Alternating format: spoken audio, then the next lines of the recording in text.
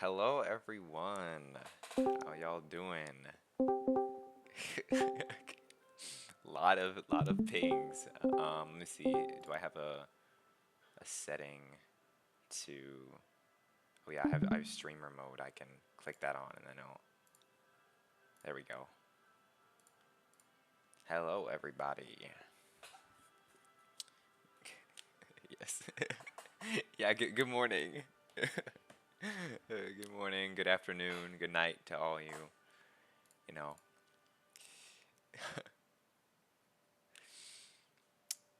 Okay. We will be starting within uh, pretty much on the dot at 8. Right now, I'm just going over everything. Basically, we are going to be covering, as I said in the thing, uh, creating a roadmap for yourself. And, um, oh no, I screw up my microphone? Hold on, guys. Oh, never mind. It's good. It's good, yeah. All right. We're going to be covering making a roadmap for yourself, setting goals, and then making a path towards that goal to where it can be as realistic as possible, no matter what your goal is. On top of that, we will be expanding on how to be a tutor for yourself, how to teach yourself all the things that you want to learn, how to guide yourself through life. Yes, this is being recorded. I'm recording it right now. And I'm sure multiple people are recording it, you know. So we have recordings, and we have two POVs of it as well. So don't worry. Even if you don't attend, you'll be able to rewatch it later. Um, but yeah, we will be covering making a roadmap, how to tutor yourself, being confident in your decision of where you go. Because when you don't have like a teacher for art, for example, do you really? It's sometimes can be challenging to guide yourself in the proper direction, especially when there's so many options. All right. And if you want to be serious about it, if you want to get to a level, then setting goals and having a proper tutoring style for yourself that allows you to fully understand the media is really helpful. And I will be going over that. And that should take up the first 2 hours of the lecture. And then the next 2 hours will be some technique stuff. Matter of fact, like, yeah, I will be using the whiteboard. Well, I guess the blackboard because it's not white, but I will be using it more this lecture, and we will be using it for, of course, the first half. But the second half, I will be showing off some techniques and some things that I've practiced that dramatically help me go. How do I say it? Dramatically help me go from one level to another. That will just keep you on track. Like if you want to get somewhere, then these are some this, and this is going to be crucial to know, and I'll give you this, and this to actually work on rather than telling you, hey, go study form, and now you have to look up videos on form and all this stuff. I'm giving you specifics. Would it be bad or not to be there the entire time? You don't have to be. Yes, it is long, um, but it will be recorded. So if you know, can't make the full uh, 4 hours estimated time, then you can rewatch the recording later and just be like, oh yeah, so that's how you do that, and all that stuff. Um,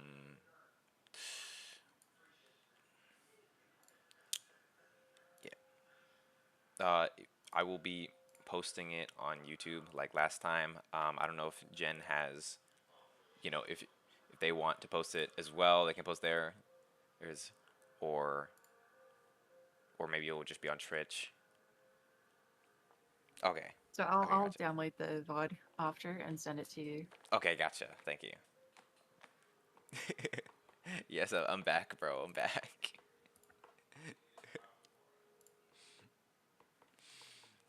Um, okay.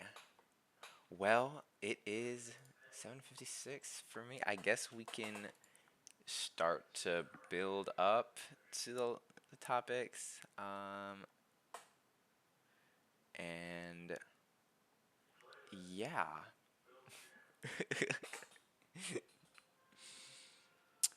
Okay, I guess we could start. I don't really know what else to do, so we can we can start up. If everyone's ready, if everyone's ready to listen, or you know, again, you can just come back for the recording. It doesn't really matter, but um, I'd say we would be good to go. Yep. Okay. Then we're gonna start with creating a roadmap for yourself. So basically, we're gonna make a matter of fact. Let me zoom in. I didn't use the. We're gonna make a roadmap.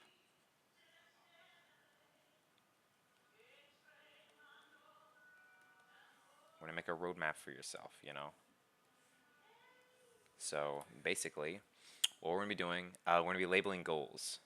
All right. Let's say what is our main goal? Okay, for art. Is it just to have fun? Is it just to sketch? Is it just to, a hobby, or do you want something more?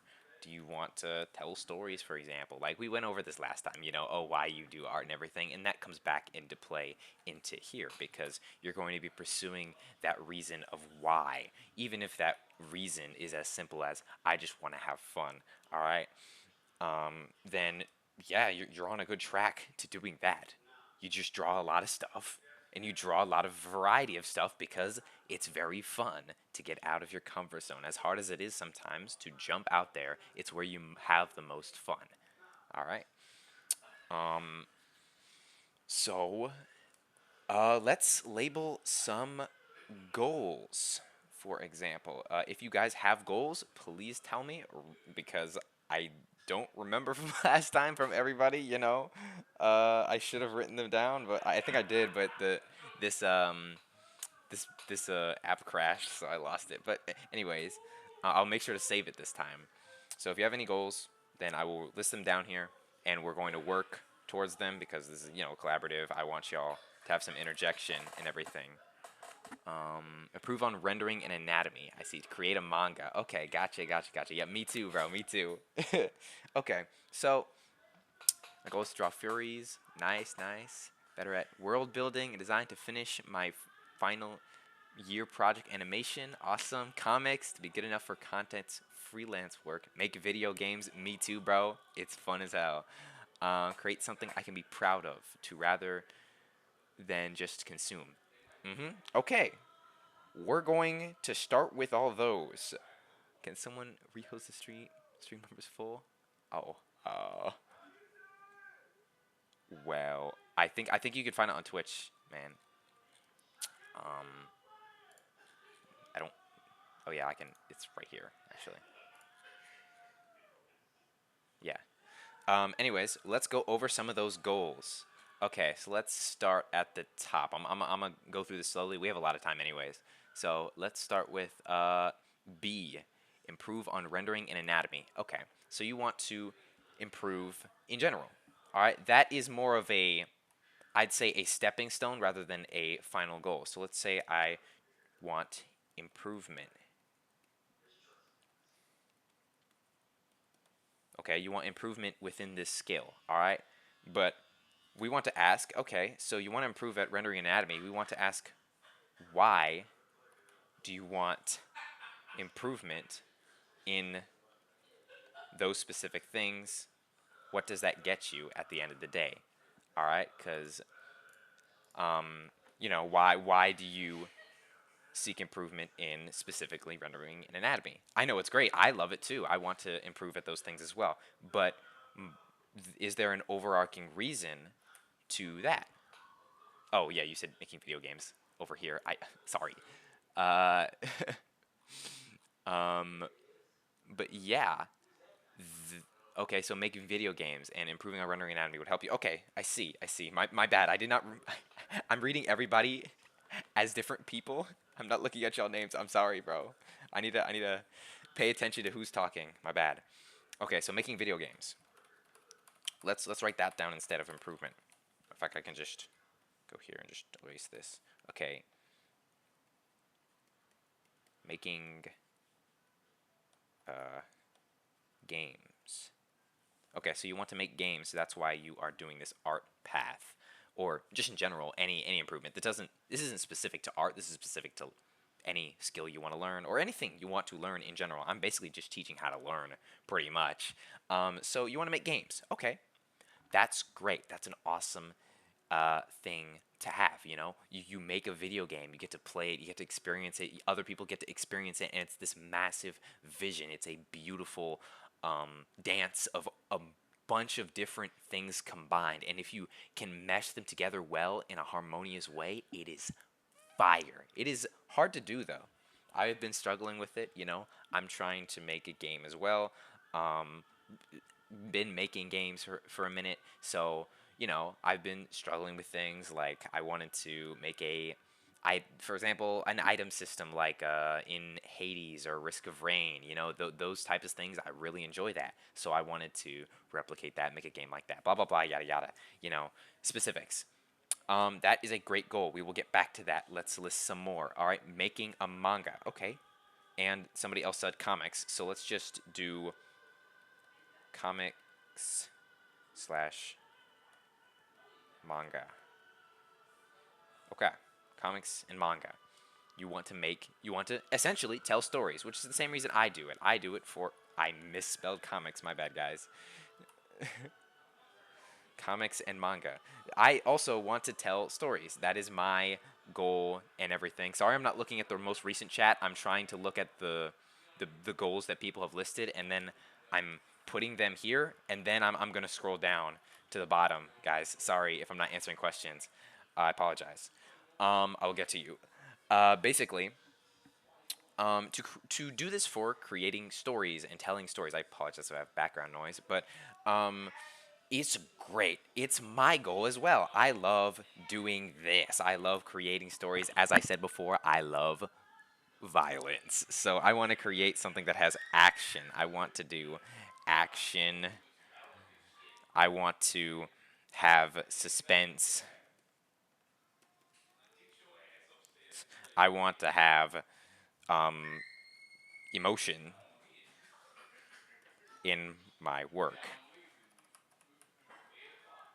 All right. I just want to do all these things. I want to have a masterful creation of mine. I want there to be a lot of substance to my work, and that's what I strive to do throughout this. My reason for uh, picking up this skill is purely because it's the medium I have chosen to express myself and express my vision.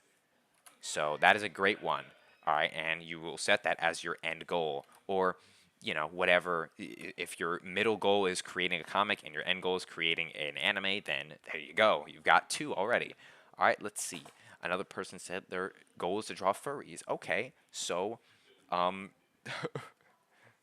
let's get on that for your art. So let's say you want that. Okay, well then it's all about laying the groundwork for, again, a roadmap of specific steps to getting to this goal.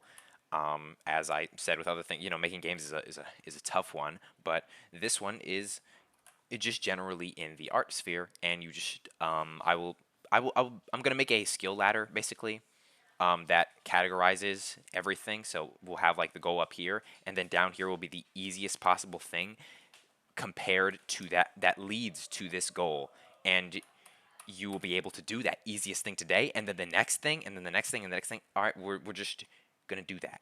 Okay, next one. Getting better at world building and design. That is also kind of similar to what B said, which he said he wanted to get, or they said they wanted to get better at rendering anatomy. It's just getting better at something. I understand why. I also want to get better at these things, but guys, what is the purpose for the world building and design skill? Like once you have it, what are you gonna do with it? All right, that's really the question. All right, and this person wants to finish their final year project animation. Me too. I also want to finish my projects and do stuff doing this right now. All right, let me jump to the end of the uh, chat here. We got any questions? Uh, no. Well, if you do, re-ask them or at me. Yeah, just ping me if you have a question. Okay, so now we're going to be taking these goals so far. Just general improvement.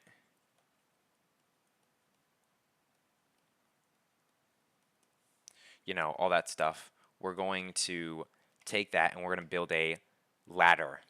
All right, let's go right here.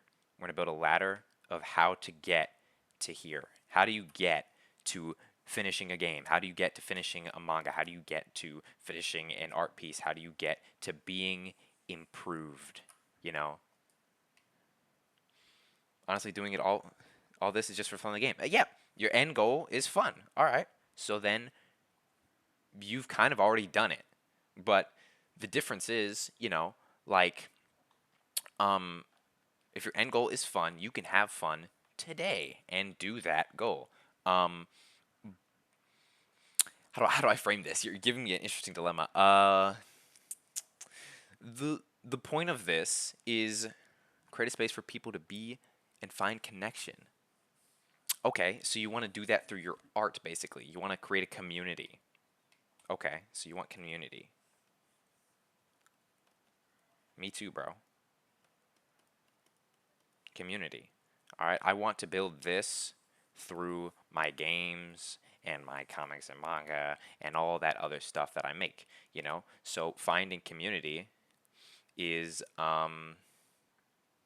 yeah, animated series that goes back into this. This is what I'm going to start with, and then I will get to the one of the bigger one, which is animation. you know. So that is what we're doing. So let's make a ladder. Let's start with the fun one. Let's say your end goal is to have fun.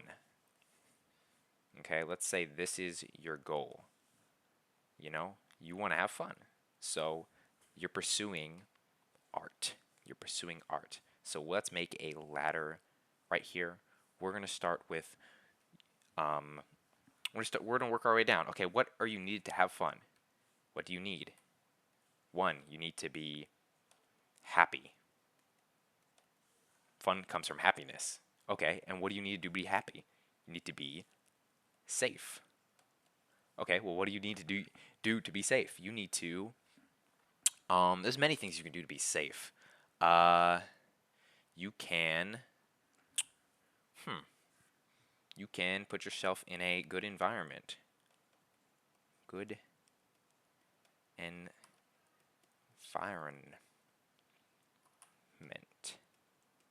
Okay, and what do you need to do to put yourself in a good environment? Let's see here. Okay. Um we doing psychology. Yep, brother. This is not just about art. It's about life. It's about all that stuff. Okay. Step one, sword. Look, that's why we're working down the ladder to see what you can do today. Okay. If you want to do this, you need to have this and this and this, and that we're working to the easiest possible thing. Okay. Let's see here. What do you need to do to put yourself in a good environment? You need to be able. You need to have. Let's see here. Let's think. What do you need to do to, to feel safe? You can put yourself in a good environment, a safe environment. But on top of that, you can make your environment safe. So you can create an environment. Okay. So to get a good environment, we either need to go somewhere or we need to create one ourselves. Okay. So how do we do that? Then we how do we do that? Okay, let's see. We need to be capable capable of, let's see. Yes, guys, it's gonna be posted and everything. It's gonna be on Twitch. It's gonna be on YouTube. It's you if you don't want to sit here for 4 hours, you can listen to it afterwards. Let's see here. We got some people saying, I feel like having fun comes from a sense of accomplishing something. awesome, to be honest. Hence why you want to improve, I think. Yeah, yeah, it can come from accomplishment. Um, I think for, like, I think overall, I want to have consistent fun. And of course, you can't if you're looking at the expectation of having an accomplishment. Or if you want to be accomplished, that comes with struggle and, you know, just trying to get there. All right, it can be a hard road. So that kind of goes against the fun factor, which you're trying to have fun, but you're trying to accomplish something, you know?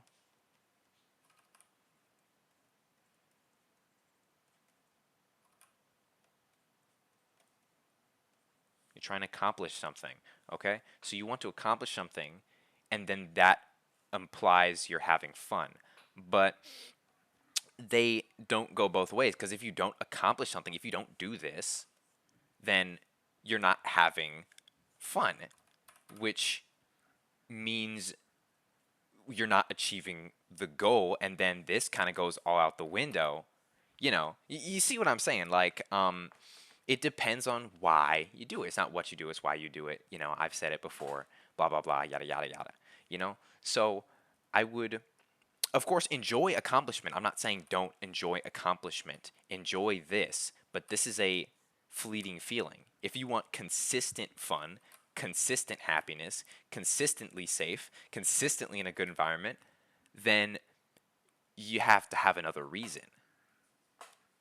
You know, at least in my opinion. I want to be able to draw anything because it would be fun to draw something like my friends meeting up with their fictional crushes. Yes, it's fun, but you can do that today. There is no skill ceiling. It is only your expectation that is stopping you from doing that. This is a barrier. This stops you.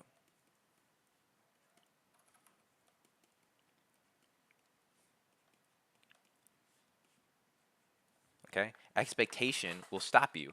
You expect to be great at art and then be able to replicate life within your art and have it look acceptable to your own expectation. And if you don't meet that, then of course you're not going to do the original step of drawing your friends or any of that. You need to do it today.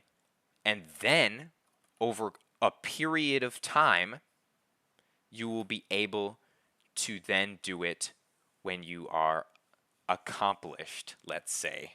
You know?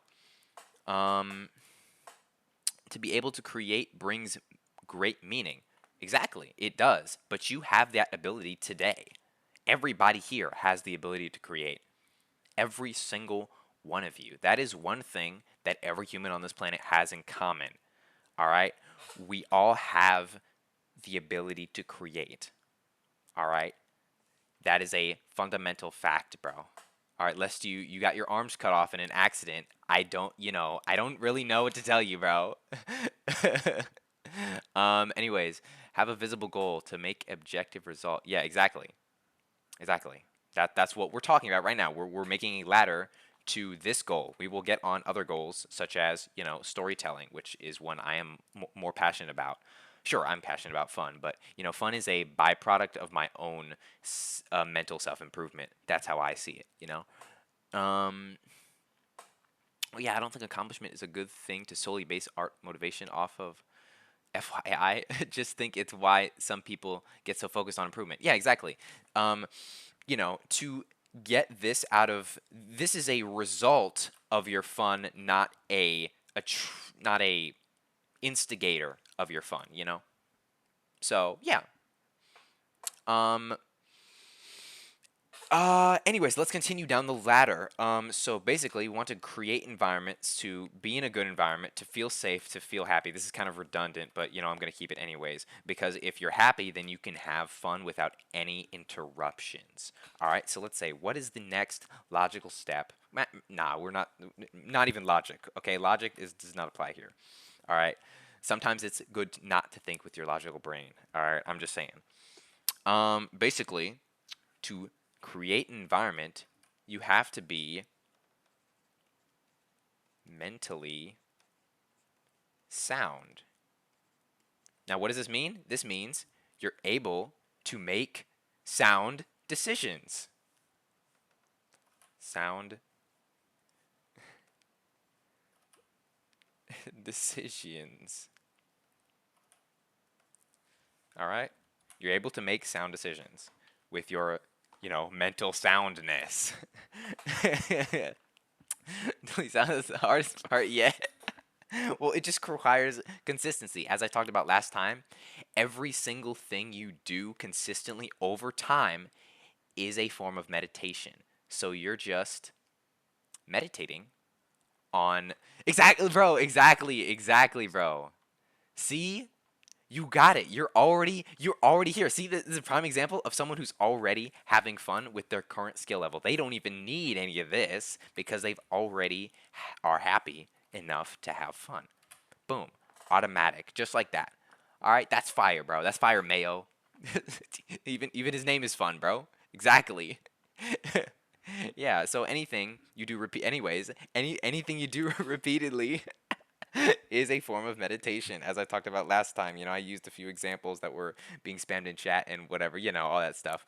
Um, Basically, if I am repeatedly, let's say I am repeatedly putting myself in physically straining situations, all right, meaning working out. I am meditating on that action of ripping my muscles apart over and over again to then get stronger, over the period of time, I will get stronger. It's not an instant thing. I have to meditate on strength to then acquire strength over time. All right. Unfortunately, this world works over time. I'll just put it over here. Over time. Unfortunately, that's how the world works, and it is what it is, but we have to work with it and we have to be confident in the waiting for the result. You know, I feel that in order to be mentally sound, you need to be relaxed. Exactly. Not focused on the expectation. Yup. Or how long it will take. Exactly. Time is not a factor. Just you and the decision that you make for your art. Exactly. This man knows. Sorry. This person knows what they're talking about. I say man as a neutral thing. I just call people man if they're not, even if they're not, bro. Okay. That's just me. My way of speaking. Anyways, he knows what he's talking. They know what they're talking about. All right? You got it, bro. Okay? Do not set rules for yourself. The one thing that you can do to bottleneck you, let's say you are free, you're free man. Yay. I'm having a great day. The one thing that will bottleneck you, I'm going to just use this as an example. The one thing that's going to put you and make your energy, let's say this is your energy, and bottleneck it right here to where it can't flow is rules. Rules. Putting rules upon yourself puts you in a box, bottlenecks your energy, your creative flow, because you are saying, oh, I need to get this done in a certain amount of time. I need to get this done uh, this way or that, any type of rules. Like, for example, if I set an expectation on myself to make a game and finish it by the end of this year. That is a bottleneck of my energy. That is a bottleneck that stops me from potentially having enough peace to get it done. Because at the end of the day, to have the ability to create and make this game, I need peace. I need to be happy. I need to be sound of mind, and placing this rule that I need to put it in a bottleneck makes me have less of these and this and that. So be aware of that. I think we I think we need to think of our goals as something to see, not something to feel. As I said, to enjoy your art, you need to enjoy your process and look at it at what makes you happy and try to take components of that and make that a part of your art. Yeah, exactly. Like, it is about the process, as I said. Okay, you're not gonna get anywhere if you don't enjoy the process. All right, that's just how it is. All right, you can't really beat. I know this is not about competition, but I saw somebody the other day, a video of a someone who a skater, someone who skates on ice, and she won like the championship cup. But the reason she did, and she said it a bunch of times, like all her interviews, she was saying, I loved it so much. I was having so much fun doing it. There was no other thought of competition or anything in her mind. She was just enjoying the process. And there was a quote that I think someone who interviewed her made, or just her, is just saying, you can't beat someone who's having fun. All right? Because they're just enjoying themselves. Of course, this is not about competition. I'm just using her as an example. Great example, though. All right? Um, anyways, to be mentally sound, what do we need to do? Okay, mentally mental stability can come from a good environment, which can then in turn create a good environment, because at the end of the day, life goes over time in a loop. Okay, anything you meditate on will be repeated over time in a loop. So if you are repeatedly thinking negatively, repeatedly doing negative things, repeatedly being unhappy, then that is what the only thing you are going to create. That is the entire thing. All right. So as long as you are continuing to do that, then it will continue to happen to you and continue to flow through you as the energy is, going. Blah blah blah, yada yada yada. Anyways, oh yeah, positive affirmations, exactly, bro. You meditate on that. You say them over and over and over and over, and eventually they become a part of your belief system because you're saying them over time, and they become a reality over time. You know.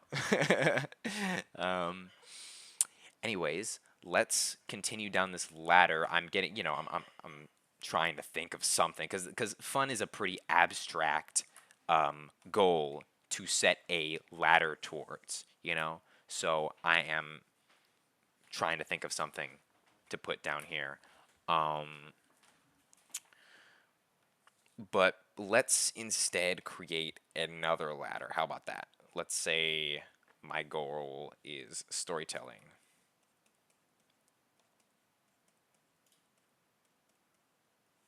Let's say that. That's my goal right there. Okay, and then I have a ladder of things I want to accomplish. Okay, what's the final thing before storytelling? It would probably be either animating it, or just drawing it in general. In a specific, in the manner you choose, of course. You don't have to do this medium. It's just what we're talking about today.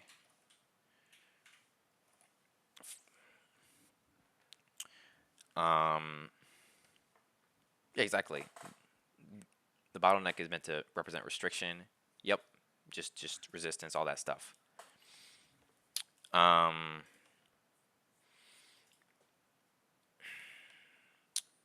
let's see, what's the precursor to this? I guess learning it, or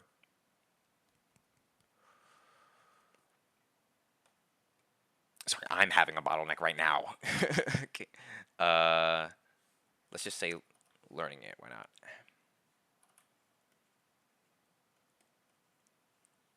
Learning. So you want to learn this stuff. To get to this, you need to learn this. So how do you do that? You need to know how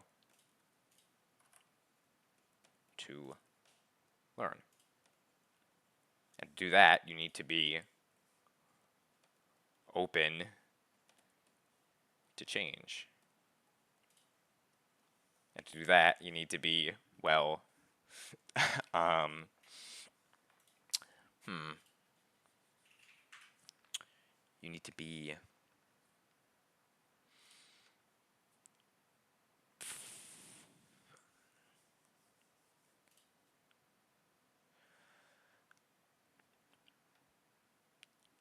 yeah, open-mindedness.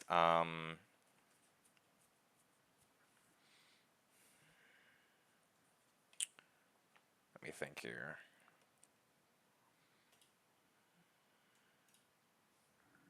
In a good way, not a great way to restrict yourself. There are actually good ways of spreading yourself across multiple mediums without sacrificing quality or efficiency. Yeah, exactly. It's just about managing your energy across different things because, I do different things as well.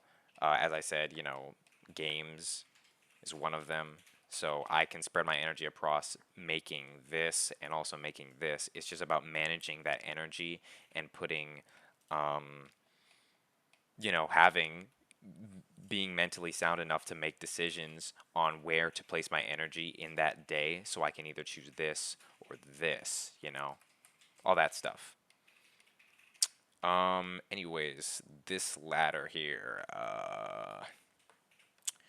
to be open to change, you have to be, well, I guess open-minded, but that's kind of the same thing. What is an easier thing to do to be open to change is to actively, let's say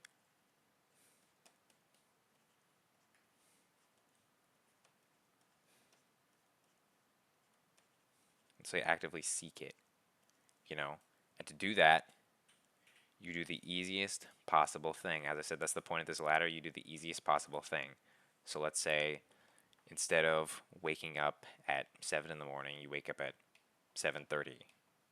It's a simple change, but it's a change regardless.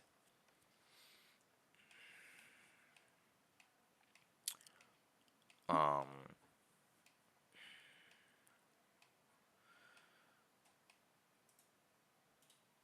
but yeah, I'm just trying to put down every single step until you get to the bottom where there's no easier possible thing.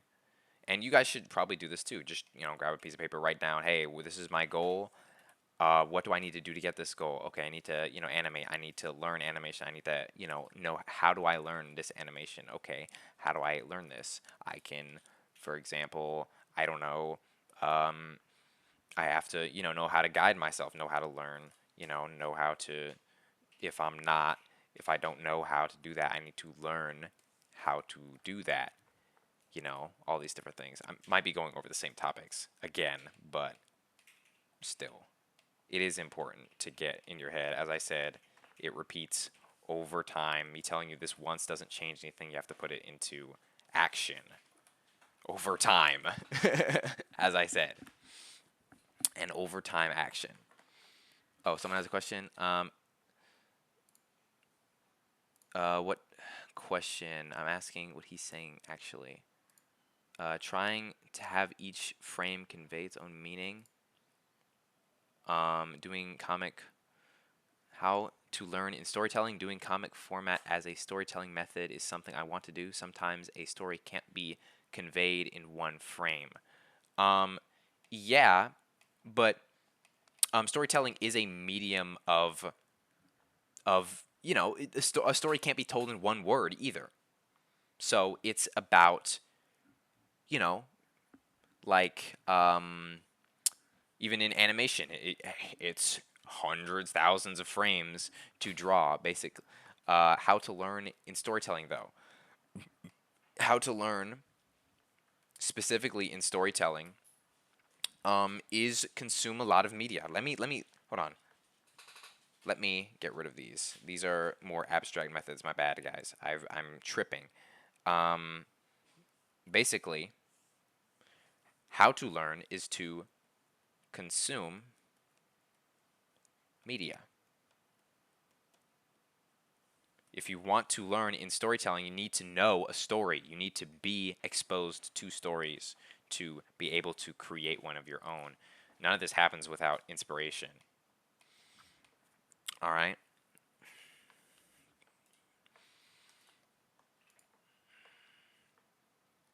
Let me see. I can tell a story in 3 words. Oh, yeah. Not sure for what. Yeah, exactly. You just sure, you can tell a story in one image, but again, he's trying to convey a message throughout his story entirely. Having it be a thing over time rather than a singular instance of a story, you know?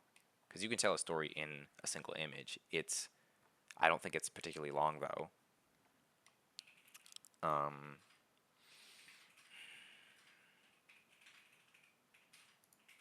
let's see. Martin courses.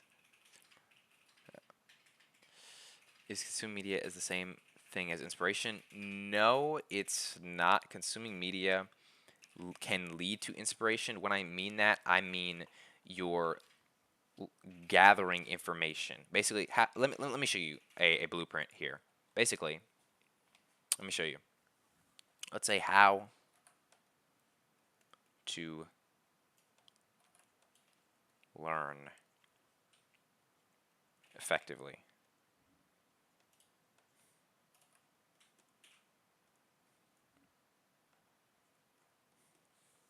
How to learn effectively. Okay, so basically, we're going to make two brackets here.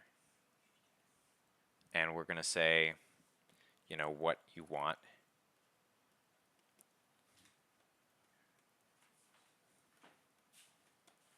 And let's say, you know, oh yeah, I wanna do story. And basically there's a road to get to that story. You know, whoops. There's a road to get to there.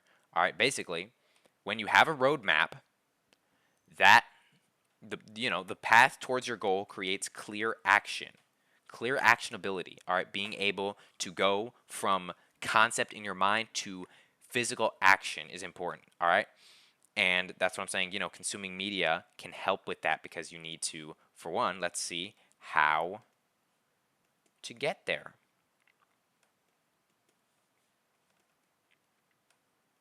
How do I get to this?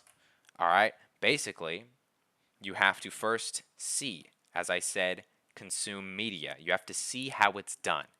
Then you have to put it into action. Hold on. I suck at drawing arrows. You have to do it. You have to put it into action. And then you have to correct your mistakes. This step is important, and I don't think any of us do this shit. At least I don't do this shit. And then it goes back into, you know, seeing. All right, I don't correct my mistakes. I look at my drawing, and it's like, it could be better, and then I move on. Instead, you actively correct your mistake. You actively do the correction. So this, you know, it goes into here, but it goes back as well because you're doing the correction. I cursed. I did not even know. My bad, bro. Not a full-blown comic, just using the format, stuff like 2 page. Well, brother, aim for a comic. Why not? Why not? I'm doing that. And my stuff is shit, bro. It's not it's not getting published or anything. And that's not the point. The point is just to do it, all right? And I'm having fun with doing it. And at the end of the day, you know, my goal with the comic is not to accomplish something, but to have fun. And that's why I'm doing it. All right? I have about 14 pages so far. Sorry guys, it's part of my natural speech, bro. I may or may not be cursing throughout this. My bad. um, but my goal with my comic at the moment is to do this. Okay, nothing more. I have a story in the back of my head that I want to tell that does not have this goal in mind. So I'm not doing that first because I want to accomplish a certain level in this. I want to be professional in this. So I am trying to do that by getting experience by doing this because this can give you so much mileage. Maybe I'm getting off point. My bad. I'm trying to give you guys the best possible thing. My mom walked in and she said I have to turn off the stream because I'm only 9. Bro, I'm sorry, bro. I'm sorry. Yes, thank you, Braylon, for your excellent input. I know it's a joke, guys. I'm also being satire, bro. I'm not taking it seriously. Don't worry, bro. Don't worry. Anyways, we're, let me retrack myself. Okay. Um, Basically, we want to be our own best mentor throughout this. So, setting yourself a ladder of how to reach your final goal of a super easy thing. You consume media. Okay, consuming media allows you to see how storytelling is done. Then you can do it by seeing the action take place. Then you can look at your work and correct what mistakes you have made or get feedback from other people to then in turn correct the mistakes you made. And then you go back to either doing that, correcting it, or learning another topic, seeing. Okay, of course, you have to correct it first. Then you learn again, and you do the cycle all over again over time. You meditate on this. Exactly. Failing is awesome. Keep failing, bro. All right, listen to Mayo's advice, bro. Mayo's got it down. All right? Mayo has got it down. What is that, bro? I I guess. You have some fun, bro. You have some fun. Um, this might bring us down another rabbit hole, but does this process apply to you're in team when you're in team, for example, at a company or even indie? Yes, this applies to everything. This applies to life in general, okay? Of how to learn. If you're trying to teach somebody something, you see how it's done, you do it yourself, you correct yourself, and then you go again. And then once you have done this enough to where your corrections are minute and um, are insignificant, then you can go out of your way to teach somebody. Sure, I did not do that. My corrections are still quite large in a lot of my skills. I have some very good skills that I have built up, but they're not the ones I'm teaching at the moment. I'm just giving you as I am, I am a student like any of the rest of you. All right? I am learning as much as any of you guys are. I'm simply shoving it in my head a little more.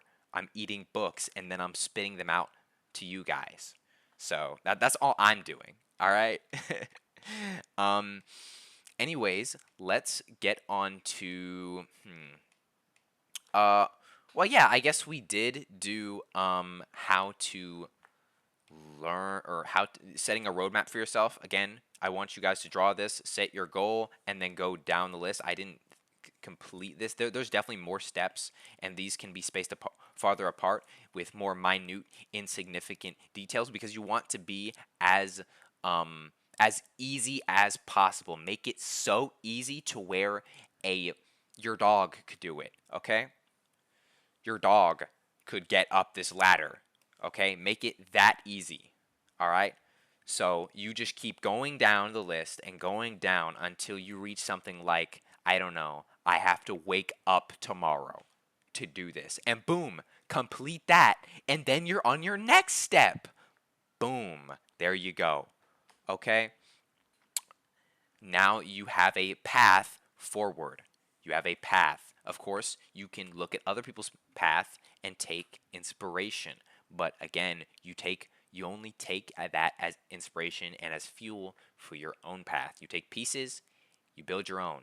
Because at the end of the day, as I said, you're your own person, you're your own individual. There is no comparison between any of you because you all are your own unique people. Anyways, I don't know what the fuck y'all are talking about. Eating books, Grim, that's not healthy. Look, bro. I do what I want with my diet. All right. You're not my mom, bro. Anyways, let's see here. Let's get to the next part because we just been through an hour of this, so we are 1 out of 4, I guess. I don't know why I'm taking time notations now. I didn't the other time, and I shouldn't be now, to be honest. Anyways, let's see here. Okay. Creating goals for yourself. Yep. You create a ladder of increasingly easier tasks. Make sure you do not have expectations. Don't have these guys. Don't have them. Okay? Make sure they're not there. All right? If you want to ask how, I can explain it, or at least try to. Be confident in your decision making. There's another one. Courage. As is this the formula to learn, courage is the formula to be a good artist. Have courage. Have courage. As I talked about last time, you need to have courage, guys. It's important. It's important to have this. All right? I just watched the ball. It's so hard not to have expectations. Yes, it can be hard to be able to control your mind, to not have expectations, but it's about having control over your emotions and to know yourself as a person. Okay, if you know yourself, you can know what um what gives you that trigger to have expectations. It's all about the self discovery journey, guys. All right. Um, you know, life is just about that. You know, there's not really any other goal, at least in my opinion. You know, there's all this fame, success, money, glory, all these different things. But at the end of the day, I think it's a lot of it can be a distraction from the real challenge, which is discovering who you are. All right, and being the truest, most pure version of yourself, and knowing yourself enough to overcome any challenge. Okay, because at the end of the day, the answers are all within you. All right, every problem you have in your life, the answer is within yourself. All right, let me add another one. Whoops. Oh, I know I middle clicked with my stylus. Okay, there we go. Turn inward. Do this. If you don't take anything else away from this lecture or anything I talk about, do this. Turn inward. Look at yourself. Don't look out the window, look in a mirror. Don't fucking look at anybody else because nobody else really matters. You will always be you. You always be around yourself. So you have to take care of the person that is always with you. All right? Anyways, what are y'all talking about? Goals are yours, expectations are others. Mm-hmm. True. That's a good one to live by. That's fire. I am the one who draws. For real, for real. Goals guide you, expectations limit you. Yep. You got it, bro. Great summary, bro. Write that down, guys. If you guys are taking notes, write that down. Goals guide you, expectations limit you. That's fire. That's fire. All right? That's awesome. Okay? Keep that in your head, okay? So, having not having expectations, you need to know yourself enough to not do it. For example, I don't have any expectations for the comic I'm working on. I keep mentioning it, but it's if you see it, you'll be like, "Oh, I know why." Yeah, it's because it's made with stick figures. That's why I have no expectations. Because it's so low, bare bones, easy. I went down the ladder of what I could do, and that was feasible for me and feasible enough to where I could get up this ladder and have fun. That is what I did with that thing. All right? That so doing that for me has allowed me to have fun and to eliminate expectations. That's just me though. All right? Just, find whatever allows you to breathe, to not have any expectations limiting you, all that stuff. Um Anyways, what's another point we can get on? So it's more about getting the project started slash done instead of worrying about making it look nice. Exactly. Make it make it exist first, then you can worry about making it look good later. All right. I'm sure you've heard that before. You have to make it exist first. All right. Um, at that point, focus on getting better and taking care of yourself. Yes, I'm trying to sound like you.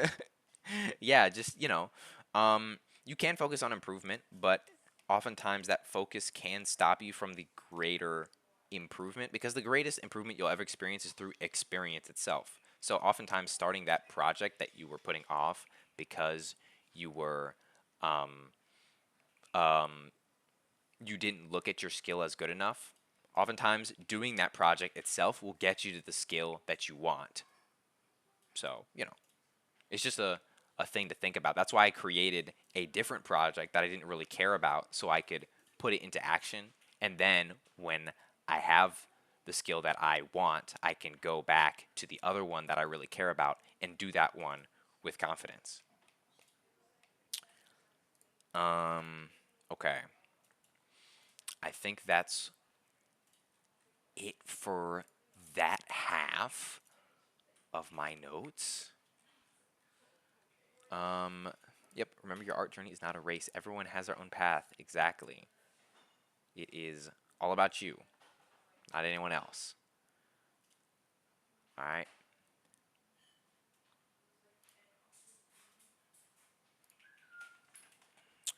Um, okay. I guess we can start on just some stuff y'all can actually put into action. That isn't like abstract. Other than this, this is important. You know, making a ladder for yourself to go down, and increasingly easier things, and also this write this down as well because this is important. You want to, again, matter of fact, I'll write down a more in-depth thing right here so you can just copy it. Yo, could I say something real quick? I don't want to just outshine you. I just want to say this one thing. Oh yeah, go for it. All right. So I think the key to not holding yourself back from starting on creative projects is to learn to love your skill, even if you want it to get better anyway. Because if you hate your skill level, you won't want to use it to work on that creative project until you think you're good enough. Yeah, you 100% right.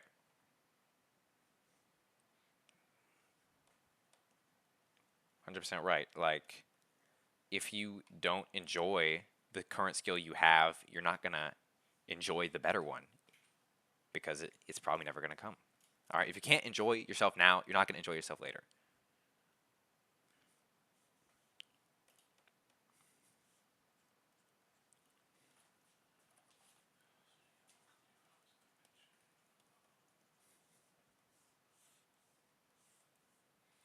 And then let's do this other side. I think another thing is that you have to be easy on yourself. Treat yourself how you treat others. Well, yeah, you treat others how you want to be treated. That's how it goes. When you don't like an art project, you don't have to fall into depression.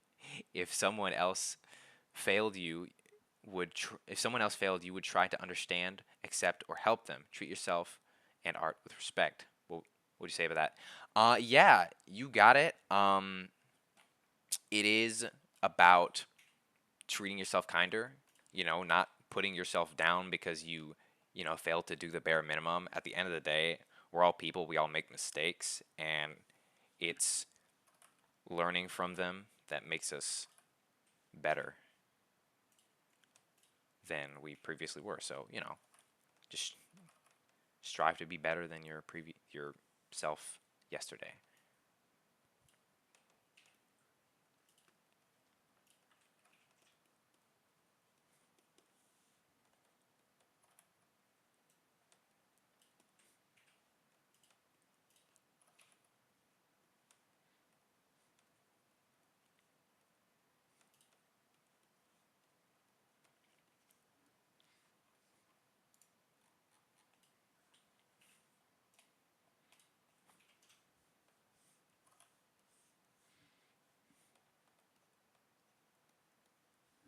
Sorry, I'm writing down stuff.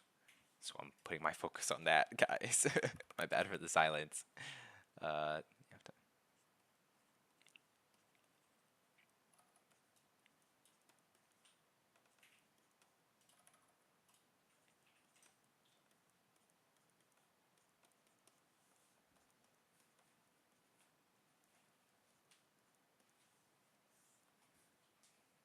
no silence. Well, I'm just saying. Um, but what do I think? What's the link to YouTube? I don't see. I'll put the link to the video from the previous lecture. Let me grab it. So that is on my channel. I don't really do anything with it. I have a place I put other stuff, but here it. Oh, is that even the link? Oh, it is. Oh, I didn't. Dang. Okay, you grabbed that fast. Okay, then you have to apply it yourself, and then finally, you have to correct any mistakes between what you saw and what you did.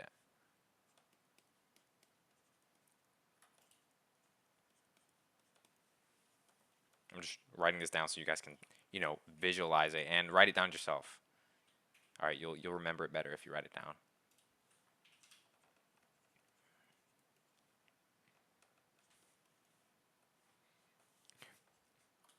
I might even ask for pictures of y'all notes after this just to get some homework.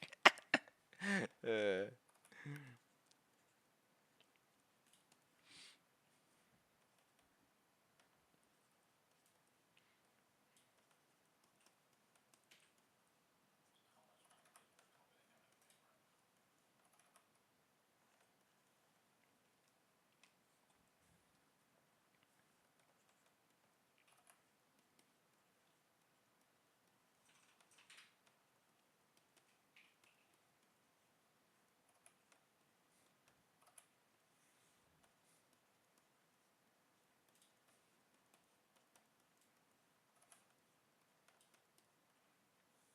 okay, there we go.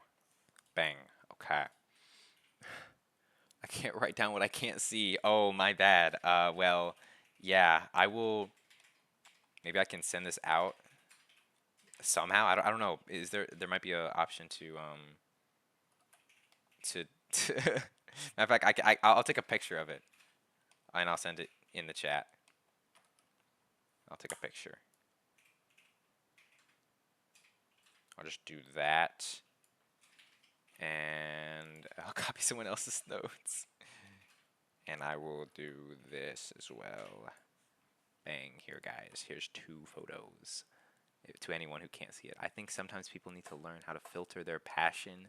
Some people quit because they're eager to be great. It's the illusion of success that passion creates that limits one's potential. You need to learn how to express your passion for art in different ways than making good artwork, because when it's bad, it takes a hit on who the person passion says you can be. That's an interesting perspective. Yeah, like it's mainly just again, not having expectations for yourself, and again, putting rules on yourself, like how good you can be. Another rule is, if you look at your art with expectations, that's a rule that bottlenecks you, as we talked about, you know. So yeah, you're on the right track, bro. You got it. This is just a part of the notes, man. In fact, I could take more pictures of the notes, but don't just resend me my notes. Look at yourself, create a ladder of what you want. What do you want? Okay? Create a ladder. Create a roadmap. All right? Individualize your own plan. Exactly, bro. Exactly. He got it. Just creating a clear path to um to to where you want to be, you know? So you can be that person. All right? Cuz you can be the person you envision. Okay, anyways, let's get to some techniques, I guess. This will be more for people just looking for something to practice. This is going to be basic fundamental stuff. I'm not going over every fundamental, but I'm going to be going over like shape and form and stuff, So if you're already a professional, you don't have to do it, but like if you want to, go ahead. Anyways, we'll put that we have a space right here. Might as well use it. Okay. Now, let's get into some exercises, some what is considered a professional if you know shape and form like the back of your hand, then go ahead, that call yourself a professional. Or if you I don't know, if you call yourself a professional, then you're a professional, all right? It's what you think of yourself. All right? So, let's get some what's it called? Some techniques in I'm just gonna spell exercise because I forget how to spell technique. My bad. Let's get some exercises in.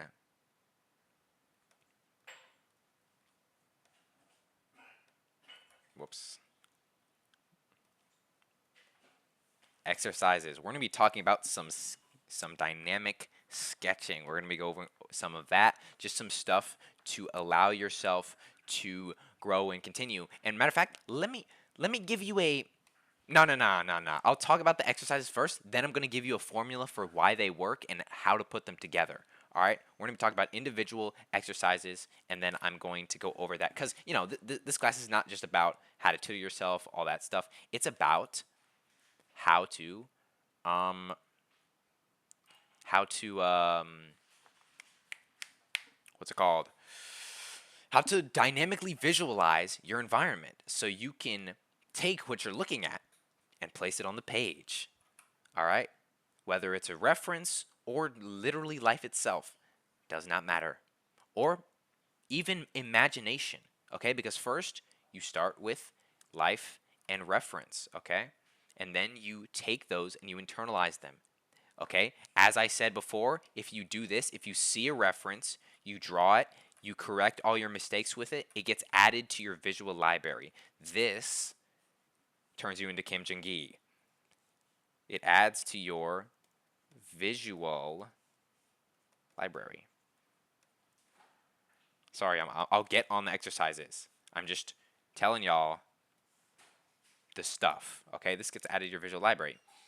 All right? Yep, I write even though I'm terrible. Exactly, bro. It doesn't matter how dog shit your handwriting is. Mine's pretty dog shit as well, okay? But I persevere. I do it a lot. And then eventually, over a period of time, a period of meditation, I get better at writing because I write a lot. That's why. You're not good at writing because you're good at writing. You're good at writing because you write a lot. If you don't write a lot, you're probably not going to be good at writing.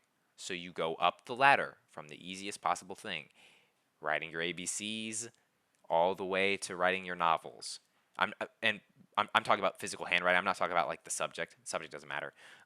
Just putting pen to paper. Anyways, I've been writing a lot, so at least there's some quantity. Awesome, that's fire. Anyways, let's get on to the exercises. We're gonna start with the basic of the basic that you all know. Line. I'm sorry to everyone who's practiced this 1,000 times, but I'm going over it 1,001 times. We're gonna practice line work. Okay, guys? And I want you, if you're using traditional, grab a pen. I don't want to see any pencils in the chat, or I'm gonna throw mine at you. Okay? And if you're digital, uh, I don't know, throw your keyboard out the window and never touch the Control Z because we're not touching that crap. No Control Z, bro. Do not touch that. Please. Okay? This is what's so great about pens because you can't undo your stuff. That's the point. We're trying to build confidence. We're trying to build line work. Okay, this is a great way to build confidence, not just in drawing, but in life itself, because this is a confidence exercise. That's what it is. It is a confidence exercise. You are trying to be more confident. All right. Sorry. You trust your pencil more than your pen? Sorry.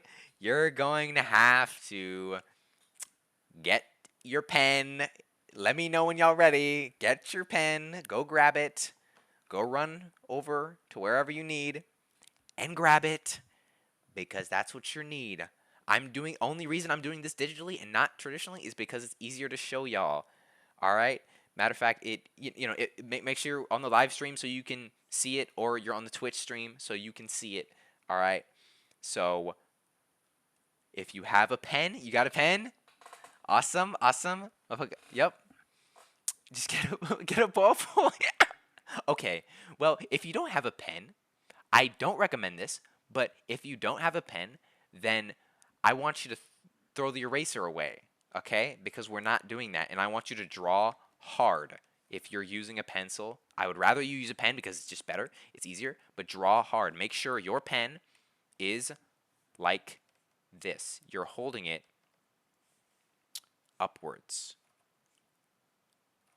Sorry, you're holding it upwards. Okay, this is your paper, and this is how you're holding it, okay?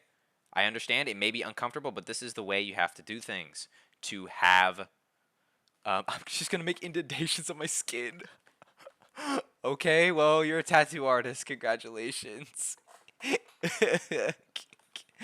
uh, yep. Just don't use it, bro. Don't use the eraser. Don't touch it. Okay, you have your pen, preferably your pen, and you're using it upwards, vertical. This is what you want. You want it to be vertical. Okay, make sure it's pretty much up. Try and do that. Okay. Yeah. Anyways, that is how you get the cleanest lines. We don't want feathering. That's what we don't want, okay? We want clean lines. We don't want, like, I can't show off feathering on digital, but you just search up what feathering from a pen looks like, and then you'll, yes, we're pen elitists. I'm so sorry, bro. I'm sorry, bro. But don't worry, you can go back to pencil once you have line confidence. Anyways, let's get into the exercise. All right? Now, with your pen, we're going to make sure it works, for one. Make sure it works. So you can do this, and it'll put down ink. If it doesn't, because ballpoints often skip, so you just have to, like, pick up after 10 years, especially, you gotta wake it up again, So make sure it's awake. All right? Anyways, we're going to start with our simple line work. Let's say we have, what the fuck kind of pen is that? Hold on, bro. Okay. Let's say we have 3 columns. We have across your paper, we're going to have a short line section, a medium line section, and a long line section. Okay, this is the start of your paper. This is the middle of your paper. This is the end, and you have a line in the middle. Okay, basically, we're going to do this. We'll start with the small ones. We'll just draw a line. And then over that line, you're going to go over that line 8 times. 8 times consecutively. 4, 5, 6, 7, 8. And that is what you have to do. God, this sounds It's blue. Is that? Yes, your it's fine if your pen is any pen, anything that uses ink, bro. If you want, you can use a brush pen if you have one. It would suck. It sucks so much with a brush pen. I've done it with brush pens, but it is awful. Anyways, now we're gonna do this over and over. We'll start with short lines. So the goal is to make it look like there wasn't 8 lines drawn over. I'm doing a terrible job, but 5, 6, 7, 8. And there we go. This one's a little tighter, Can you use a pen? No. Sure, if you don't use the eraser and you use it hard, push hard onto the paper to where it's a dark line, as dark as possible. Okay? If you really only have pencils, okay, use what you can. Or if you, have digital, just don't press Control Z. Anyways, and then we do that many times. We just try our lines 8 times. You don't have to go from left to right. You can go from right to left, either direction, using your whole arm. Don't just use your wrist. Use your whole arm for this exercise. And the goal is to get a tight line as possible, making sure it is on the same line, all right? And then we're doing it straight. And then after you do some of these, you get it longer. That's what these columns are for. You go longer. 2, 3, 4. Whoops. My bad. I undoed. Hold on. Is there a redo button? There is not. I am ashamed of myself. Take my hand off that.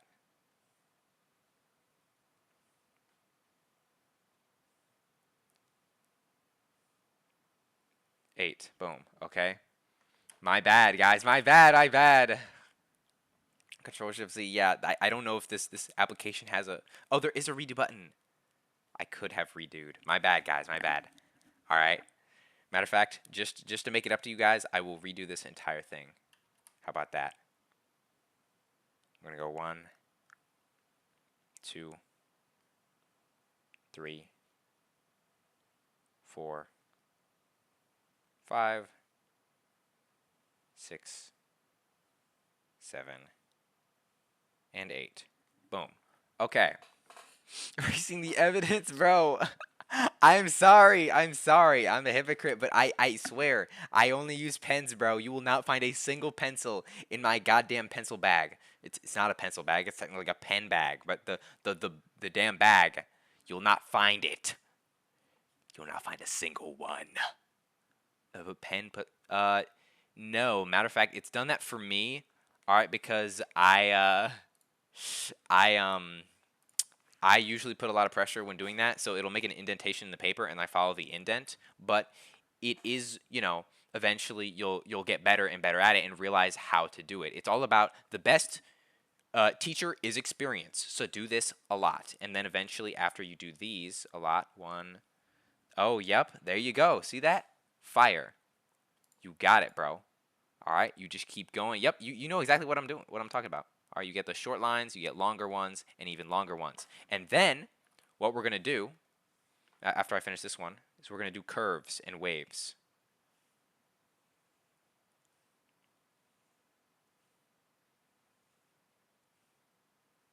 Six, 7, 8. Okay. Then we can try our hand at curves and waves. So we can do that. All right. This is so Peter Han inspired. Well, yes, bro. You know, I take lessons, I reteach lessons. Then boom, we go 1. And we go 2. And you just, ease into where your level is at. And go 3. And we go 4.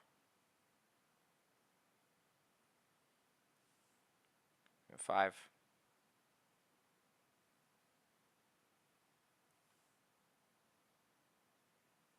6. And 7. And then 8. Bang. You do curves, you do all this stuff. You know? Yep, exactly. You use your whole arm. That's the point. You want to get control out of just your wrist and use your whole arm for these lines. And you go over it 8 times. Go over it 8 times, guys. All right. Yeah, I don't think I have any stabilization on it. Like, let me know if I do, because that's just this app automatic. Because this is an Infinite Canvas app, so I don't know if it. Yeah, you can use paper and pen too, but yeah, you just turn off your stabilization because you want it to be as raw and as human as possible. Nothing computer generated about it, because it's not supposed to be perfect. It's supposed to be learning. It's about your skill, not the skill of the application. All right, nice, nice, nice. You're looking good. You're looking good here, but again, we all need more practice at these. All right. I also make the same mistake.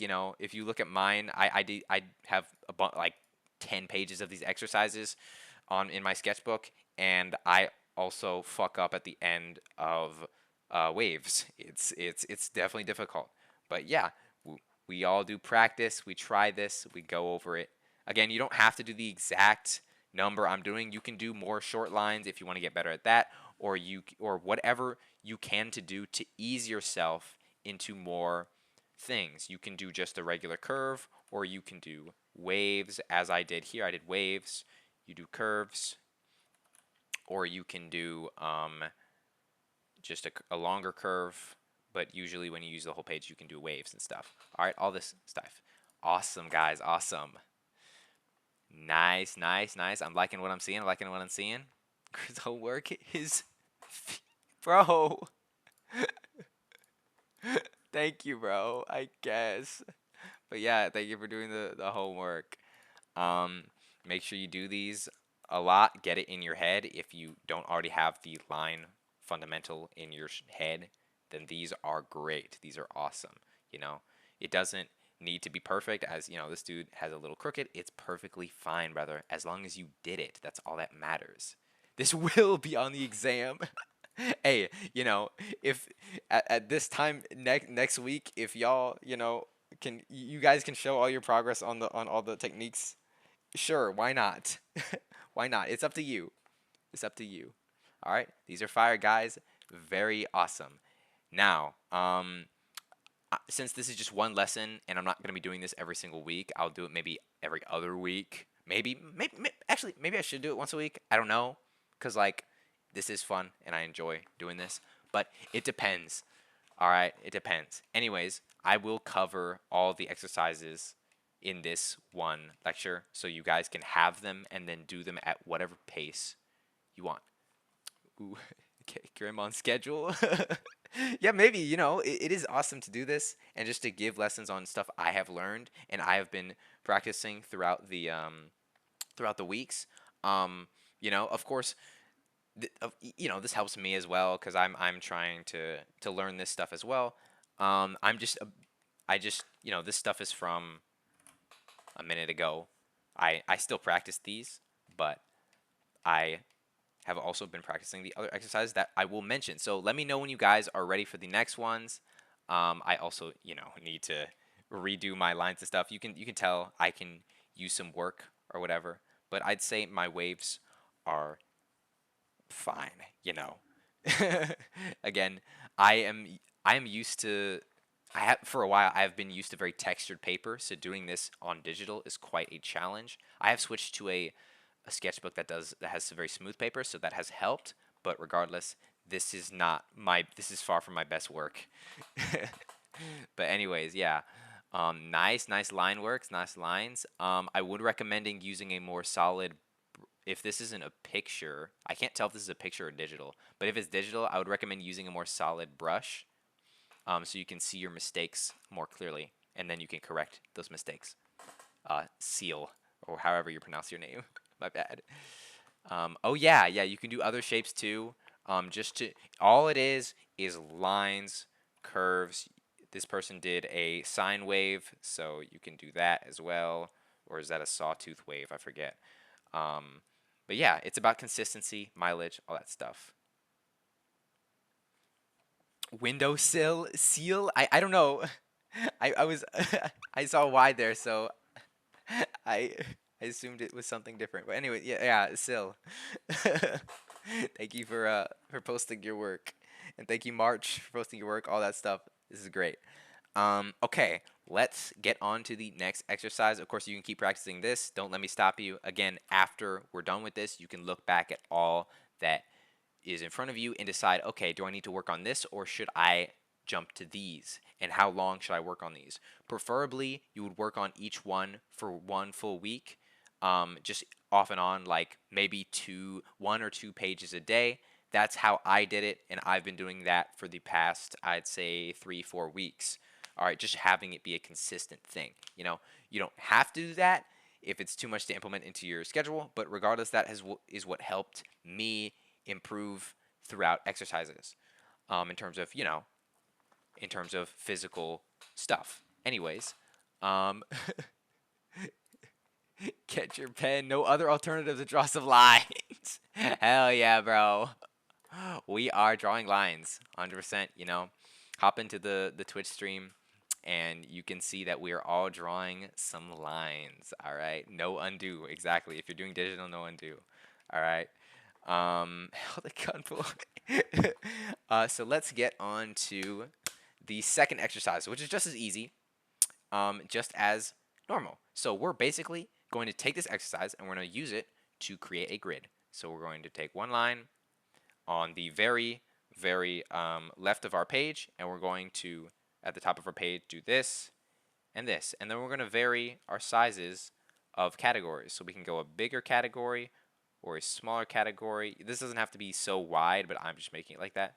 Or a larger one, or one like this, and then it's got a category divider in it, and then a large one again, smaller ones. These are all categories. Okay, and what we're going to do in these categories is we're going to make some ellipses. So basically what I'm doing right now, if you can see my cursor, I am hovering to try and true up on my lines. I'm looking where it is, trying to be confident. Okay, this is a good circle. Okay, and hit it. Boom. And then hit it. Boom. Use your whole arm for this. Do not touch your wrist. Use your whole arm and just boom. I don't know what happened there. My software is fucking killing itself. And then you go boom, and then boom. You just make more and more ellipses and make sure they're all tight together, touching each other. It's fine if they interlap sometimes, but regardless, how does he know I'm using Procreate?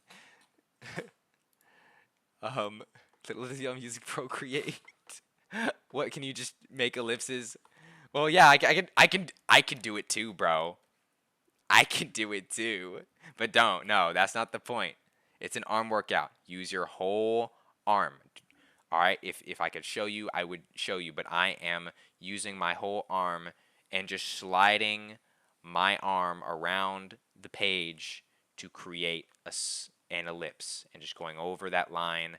Just give it some line. You can give it some line thickness if you want. You can go over this. Of course, we're going to be talking about some line thickness because line expression is throughout the thickness as well, so you can make things thicker or thinner depending on where your focal point or what you're trying to convey is. So you can make a really thick ellipse, or a really thin one, or a super thick one. But I'm not changing the brush. I'm just going at it, truing up on my lines, truing up. And this is not the whole exercise. There is a little bit more. For example, I can go down here and draw a little small ellipse, and then I can find the central axis, or this is the minor axis, and then this is the major axis. We may talk about that more later. That is important. And I will draw an ellipse to that minor axis, and then I will go boom, and I'll keep doing that. Boom. And what you'll see is it builds a pattern of ellipse edge to ellipse edge. Boom. Boom. You don't have to do exactly what I'm doing, just general ellipses. You can angle the ellipses, or you can, angle them to wherever your wrist is and everything. You can also go like this. We can do ellipses this way. Boom.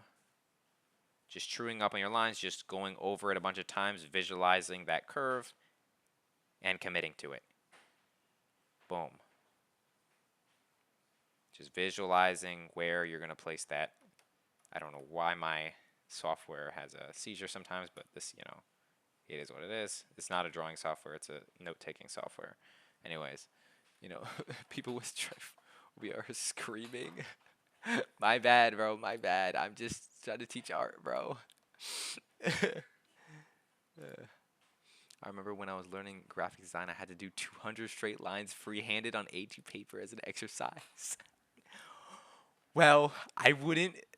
Damn, that's tragic, bro. Yeah, again, this is why we're trying to be our own best mentor, because that mentor has to be extreme because of his time constraint. We are not constrained by time. We can be as lenient as we want with our time. So instead, we're going to do only what we are willing to do and go as far as we can with the energy we have. Do not overuse your energy. The moment you start abusing your energy and going past that point, you can do it, but you are going to experience what is called burnout after the fact.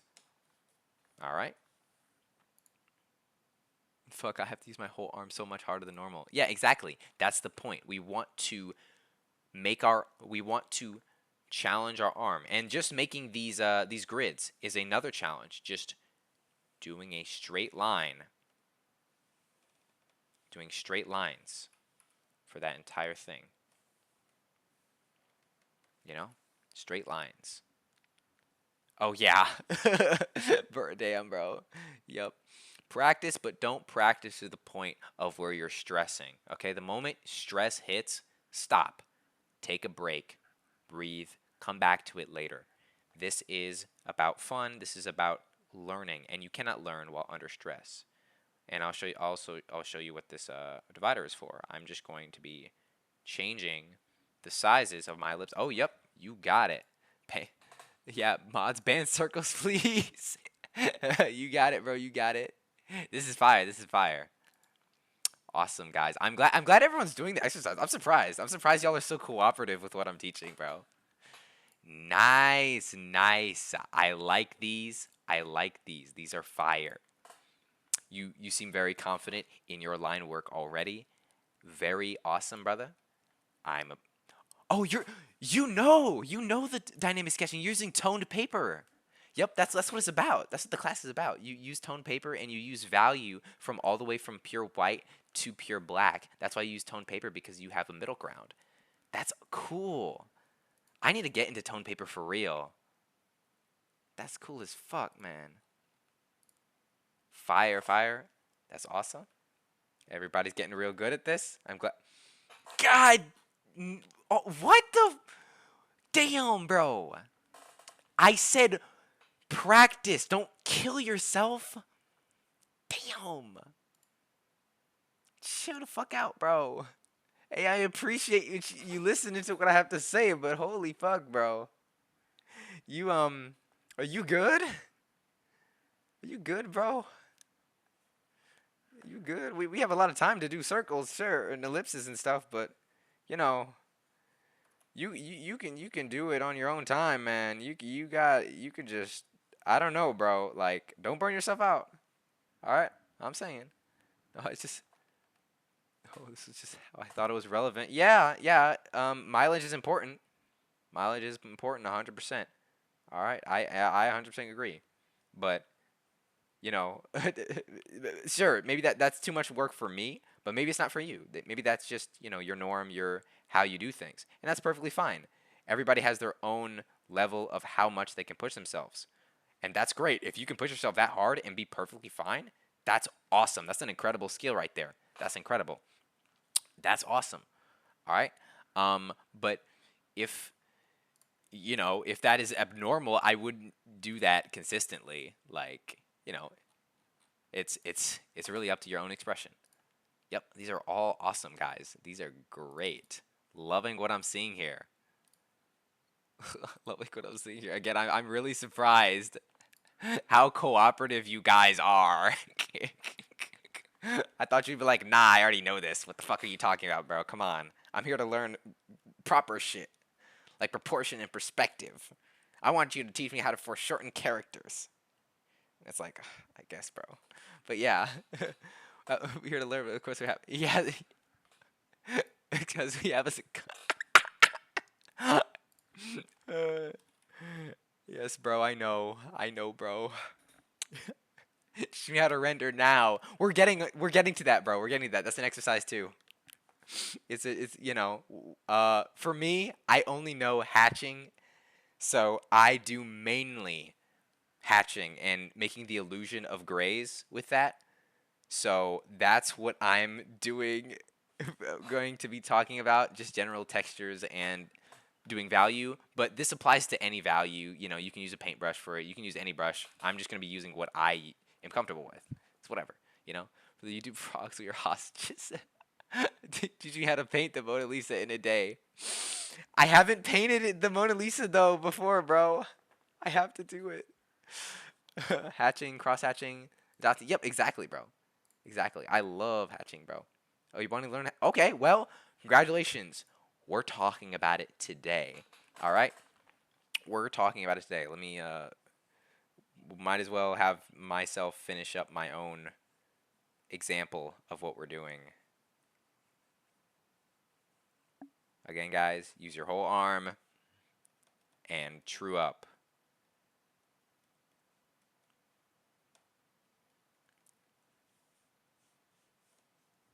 Ellipses. Boom. Okay. Oh, there's more. There's more. I'm not doing the rest of that. Anyways, yep, we got our lines. We have our ellipses, our very basics. Teach me how to rob a bank. Oh, excuse me. How to rob a bank artistically. Well, there is the Golden Goblin in this server, so you know he is over there. So it's up to you. It's up to you. All right, let's get on to our next exercise. Our next exercise is going to be visualizing, trying to create organic forms. All right, basically, what we're going to be doing is we're going to be taking a. Tell me how to rob the fountain.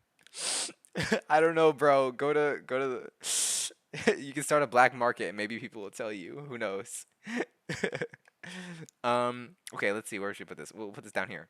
We're going to start by creating a formless form. We'll just start with a circle, a simple ellipse.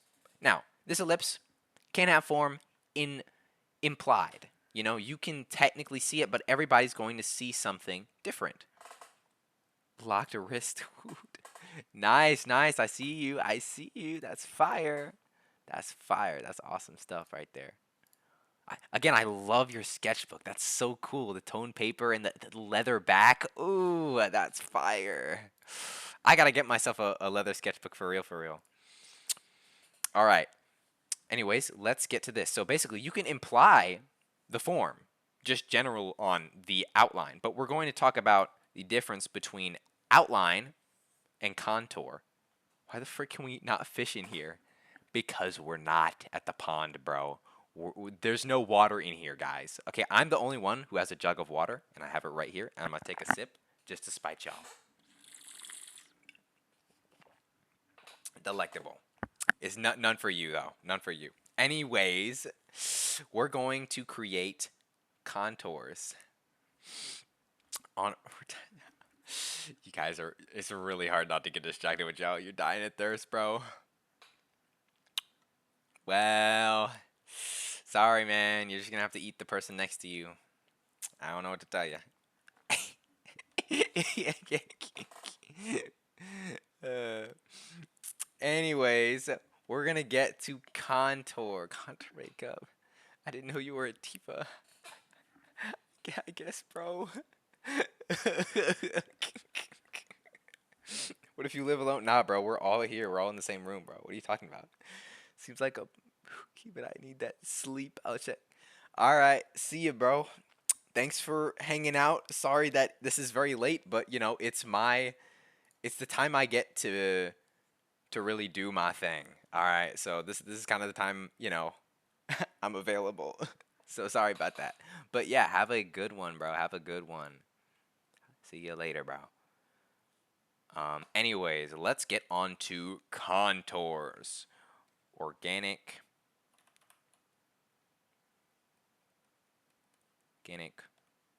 forms and contours. First, let's define what a contour is. A contour is the act of, not the act, is the line or the dots or whatever you're using that implies form. Okay, what is form? Form is the indication of 3D objects. Okay, form is an illusion. Matter of fact, on paper it is an illusion. In real life, form is any three-dimensional object, like your phone, for example. Your phone is a form. Your phone can be a rectangle. And this is a form. And this right here is implied three-dimensionality. I'm going to use that as my interpretation because, you know, that's what I'm doing. So this is implied form. And matter of fact, I can add a cast shadow to imply the form some more by using hatching and cross-hatching to imply that form. Of course, it's important to have gradation. You know, making it darker, closer to the form. Of course, we'll get onto this more later. I'm just, you know, talking about it in general. You know, making it dark. Of course, this is white, you know, so I'm not showing it off the best. But regardless, you're creating the form. You're creating where your light would be coming from. And you're creating a implication of 3D form. That is what form is. It is 3D stuff. Is what makes a 2D drawing look 3D. So let's imply a contour line. A contour line is this. Whoops. Is this. Boom. Now we have implied form. We have the outline of it, and then we have implied form throughout the contour lines. This is what our organic forms are, is this form right here. And I can, for example, add a cast shadow, and then I can start gradation. So near where the cast shadow line is, it's going to be the darkest, and then as you get out, it gets a little lighter. Of course, we're going to try and make our hatch lines follow the curve, the contour, and then we're going back down to the edge and making it dark. And boom. And of course, you can have some light in the middle. For example, like making the central middle will be the lightest part because the light is reflecting off of the ground. That is if the ground is right here, for example. If the ground is not right here, then you can make it all dark. And then you can add a cast shadow. Of course, I'll have to try and explain how to grade that. And of course, you can make this line. We're going to talk about line thickness. We'll make the line that is in the cast shadow significantly thicker with the thing we learned earlier. This is the point because we're going over lines again to make them thicker. That's what we're doing. I understand this is digital, but I am mainly a traditional guy, so this is what I'm doing. And then adding more gradation, hatching, general stuff, you know, all that thing. Looks like an Adam Bro. Yeah. So basically, yeah, these circles right here are implying your 3D forms throughout it. So you can make any type of form and then add a contour line. Boom. Matter of fact, I'll make that even better. Boom. And then we want to make more contour lines, but we want to imply the form without making it a grid. We're trying to avoid it being a grid. So we're going to do a line and do another line to imply that form. But we're not going to do this. We don't need all this implication because the form is already implicated. So instead, we can do this, sure. But then we can do this over here, over here. Be inconsistent with where you place them. Don't make it a grid because it's not a grid. We don't need a bunch of contour lines. We don't need all these contour lines to understand the form.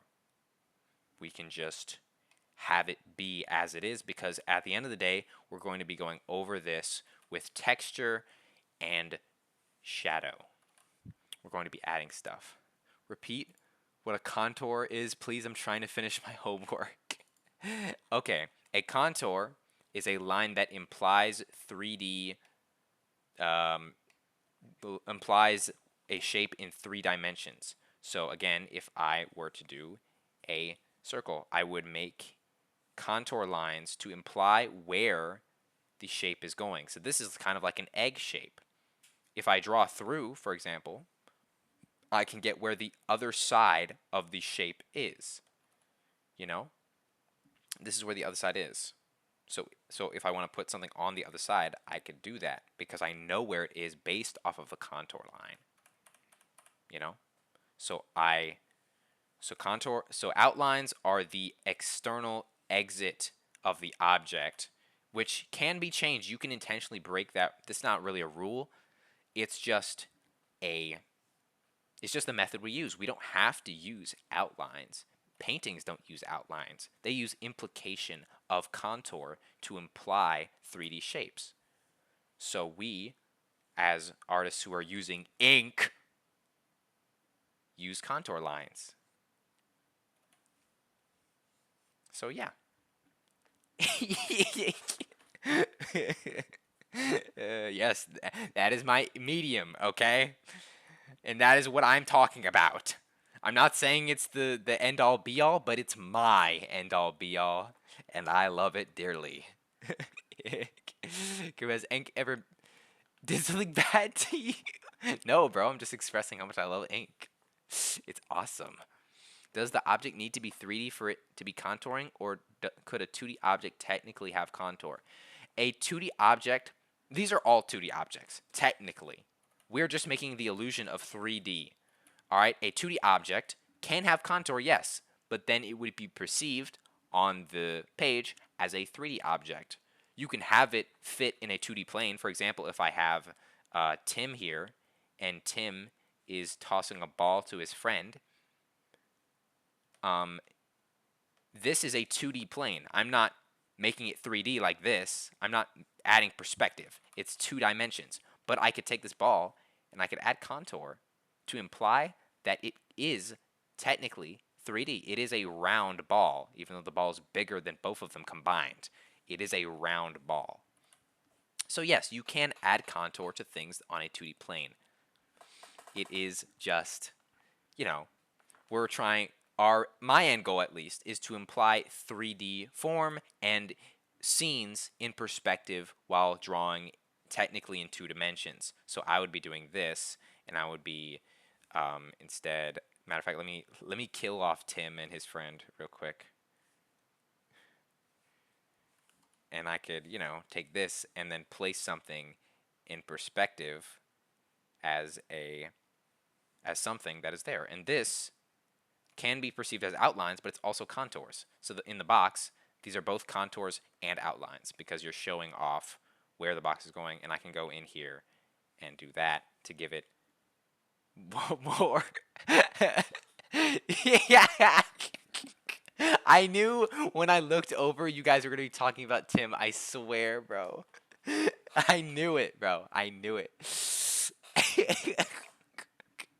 Yeah, rest in peace, Tim, bro. All right, I need an answer for this question. Random question, but where can we see your art? I made a website specifically for this purpose because I decided to document my my progress as an artist. You'll notice that I'm still learning. I am as learning as you are, bro. Okay, so sorry if I disappoint, but you know. Hey, bro, going to the catch. Yeah, sure. This is fun. It gets erased. Fuckery. Yep. That's just what it is, bro. That's just what it is. But anyways, you know, I just document my progress there. Just anything. You know, I'm still learning as much as you guys are. I'm just repeating the stuff I've been taught and giving it to y'all in a digestible way. So, you know, don't take what I'm saying as like law of the earth. I'm giving you advice and information. It is your job to take it, interpret it, and turn it into something that best suits you. All right? Oh, no worries, brother. I don't think you're gonna miss much. Matter of fact, I might have to go for a bathroom break too sometime, but at time is not now. I have to continue. Um. Anyway, yep. Scrambled egg. Yep. I love scrambled egg, bro. It's gonna be great. So we do a bunch of that. I have several pages. Matter of fact, if you look in the link I sent, in those sketchbooks, I have a bunch of pages of form drawings of just organic forms, just anything. So I can take this and I can give it a contour line, and then I can place contours, place some lines, and then imply where the form is, you know? Implying how the form is building up, you know?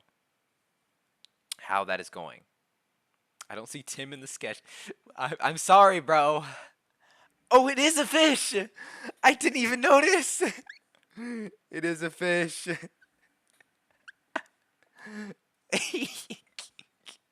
don't, hey, don't worry about it, bro. Don't worry about that, bro. But yeah, just taking form. I didn't even mean to do that. You guys are influencing me, bro. This is the problem with y'all. Y'all love fishing so much, it's getting in my head, bro. You guys are the problem. I did this. I didn't mean to do this, bro. I didn't mean to. But anyways, it's a good example of what you can turn organic forms into. You can turn them into anything. Of course, um, later on we are going to get into more than just organic forms. We're going to be combining the 5 base shapes. Let's talk about the 5 big ones. The 5 big boys. We talk about the cube. The cube, of course, we can place that in a basic perspective. And then we talk about the sphere. And we can give that a little bit of stuff and, all that. And then we can talk about the cylinder. Boom. And then the triangle. Boom. And then the cone. Boom. Now we have these 5 basic shapes. And you can see here, these are the shapes you'll be using to construct literally anything. Now, that we're far enough through this, let's talk about the formula. Actually, yeah, let's talk about the formula, because next I'm going to be talking about texture, cast shadows, basic perspective, and intuitive perspective, and combining all these shapes and all that stuff. All right, let's fish in here. I don't control that, bro. I don't do that. I ask like any fucking moderator, bro. I don't. I'm traumatized from doing 250 boxes in a week. Yeah, look. The most I've drawn boxes is like 130 in a day in one sitting, and it took me like maybe an hour 30, 2 hours. It sucks. It really does, but it's again, once you get into the mindset of it's not about the result, it's about the process, you start to enjoy boxes. You know? Like, I like drawing boxes. I'm not gonna lie. I just create hide fish. I just create a scene out of boxes and then just play around after drawing like 100 boxes. So again, it's about taking these lessons and using your own individuality to turn them into something that is enjoyable and fun. At the end of the day, this is the goal, guys. This is the goal. So we're trying to have fun while we're doing anything. Yes, I'm making sure to save frequently so we don't lose this whole thing like I did last time. It is saved, guys. I swear. Okay? My main goal is to blow up and act like I don't know nobody. Yeah, bro. Me too. Anyways, the 5 bro, please. Let's get on topic. Let's stay on topic, guys, okay? We have to be mature here, guys. We have to be respectable.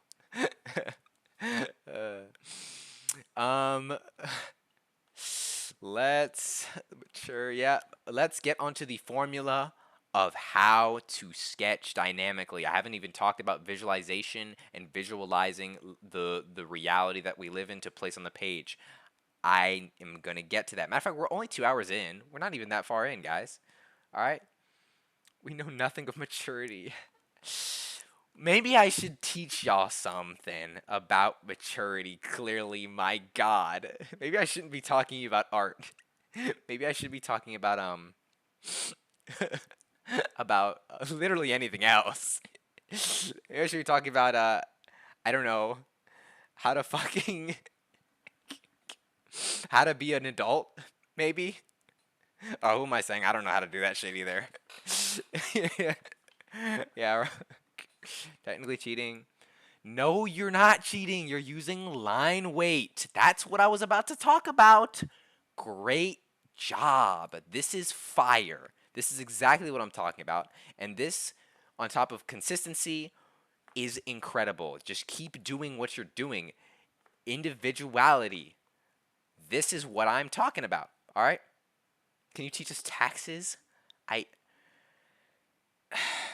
Maybe one day, if you know what, I'll have a vote sometime maybe, and maybe of what y'all.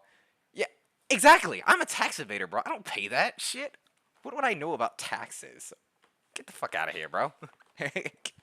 Anyways, individuality. I haven't heard that in a while. That It was from. You were here last time, bro. You were here. I'm sorry. I just jammed it in your head so much last time that I'm not talking about it much now, bro. Do you want me to talk about it more? Because I will. I have more notes from last time, guys. I did not go over everything. So if you want, I will pull up last week's whatever, or maybe not last week's, but yeah, I will pull up. Actually, yeah, last week I'll pull up the notes from last week and I'll go over the stuff I didn't talk about. But that's only just to add bloat, pretty much. It is important. No more individuality. Yeah. uh, um, but yeah, I might talk about it here and there when I get to like the 3 hour mark because this might take not an hour.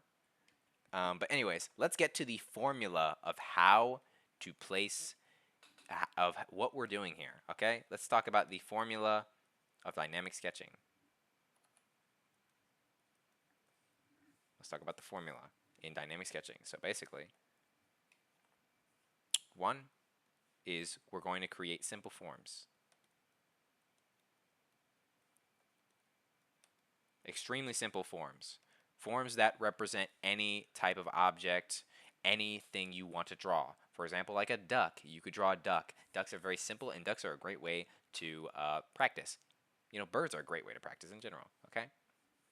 2, we want to do construction. Again, the contours.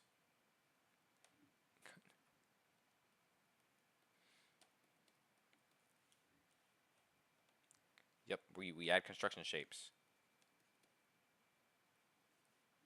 Slash a wireframe, basically.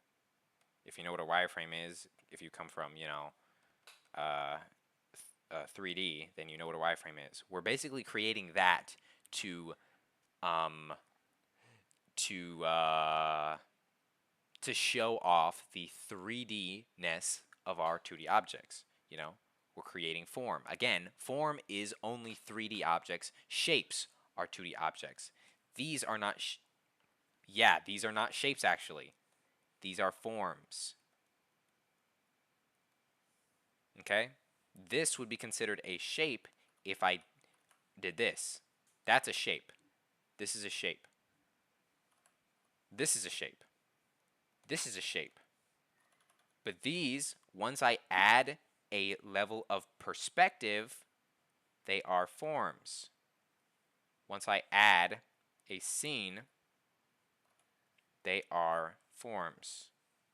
Once they continue outwards into some sort of scene that can be visibly understood, they become forms. They become physical objects. These are all forms that I'm expressing here.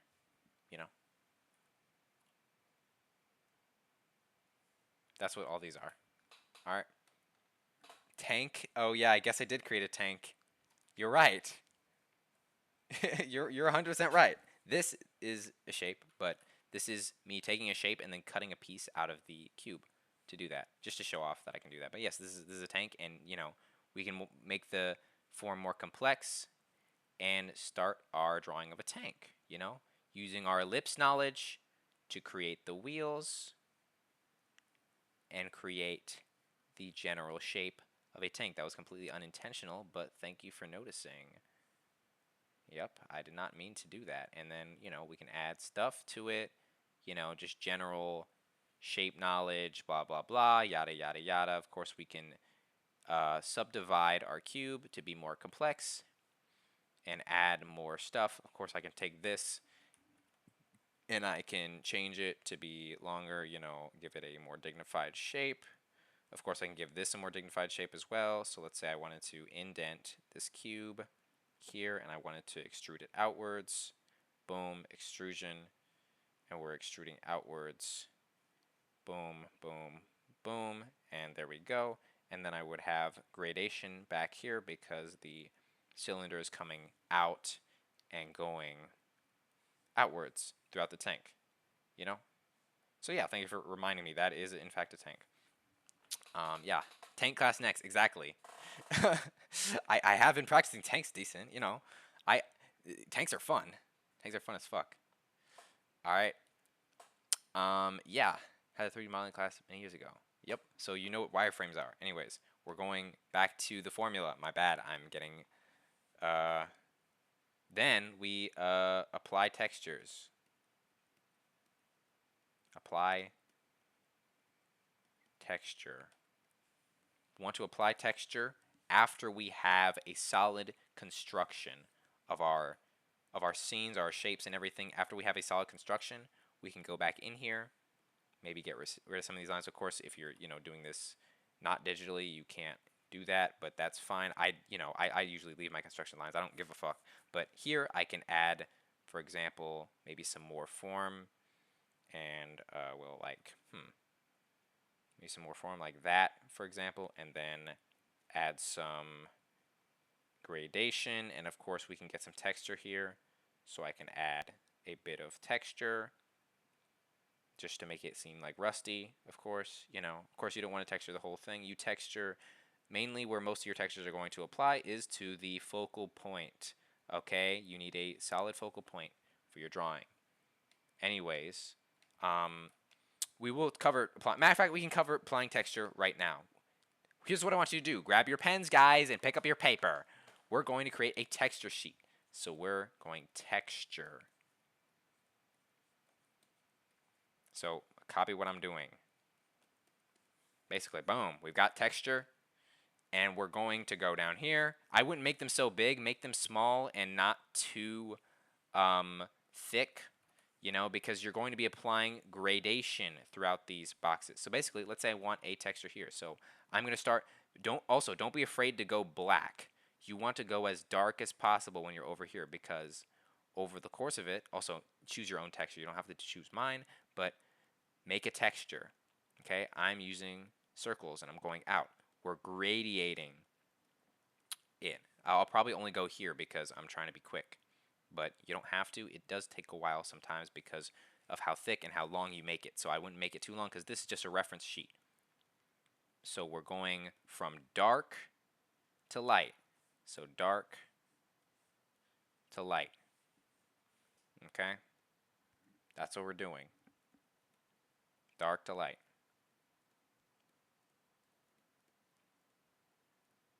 Over the course of it, you get, maybe you change it up, you make your spheres a little bigger, or whatever you're doing.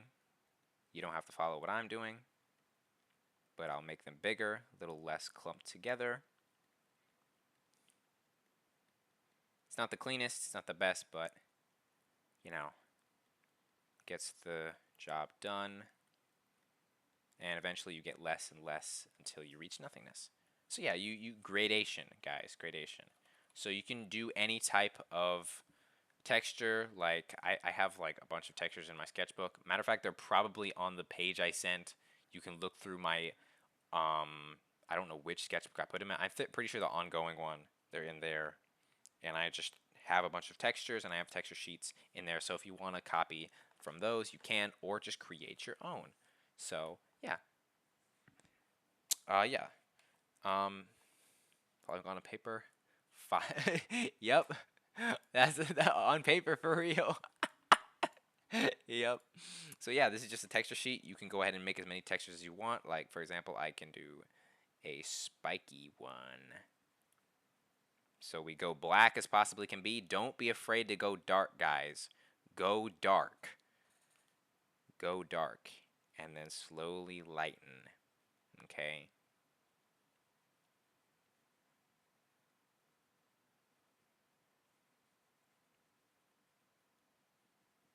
And go back up. Boom, boom, boom, boom, boom, boom, boom. Boom, boom, boom, boom, boom, boom, boom. You see what I'm talking about. And I make the spikes a little bigger as we go out. Just slowly but surely making them bigger, less in there. Boom. See? Gradation, guys. Gradation. Triangle. Ooh, fire. Fire. Nice textures. Those are awesome. Yep. Gradation. Theory of theory of evolution. Yeah. Yep. Lines, ellipses, organic forms, tanks. Look, tanks aren't, you know, they can be very easily drawn. Like I accidentally drew one. This is a very derpy tank. Like it's very narrow, you know. If I made it longer, then it would be a more serious tank, and if I had the intention of making a tank, I would do a better job. But regardless, you know, it goes from thing to thing. Okay, draw a tank now. I have a tank on my page if you really want to see one, but sure, I guess I'll draw a tank. So I guess again, let's put it into um let's put our what we've learned into actual practice with a tank, I guess, guys. So we're going to go here. I'm gonna go here. I'm gonna go here. I'm gonna go out, down, boom, boom, down, down, and then we're gonna go back here, and we're gonna put a box about right here. This is the general, just general, you know, just grabbing perspective. And then let's start with maybe the instruction of where the tank may sit. So let's say we have the nose coming out here, boom, and then we can have, for example, this coming down, this going back up, boom, and we have that at the very edge of the tank, and then we can have this come up as well, move this down, then we can rotate round and push. Maybe this is not exactly how a tank works, but I am going with the flow. I don't have reference, so we're going with what we know, our organic forms.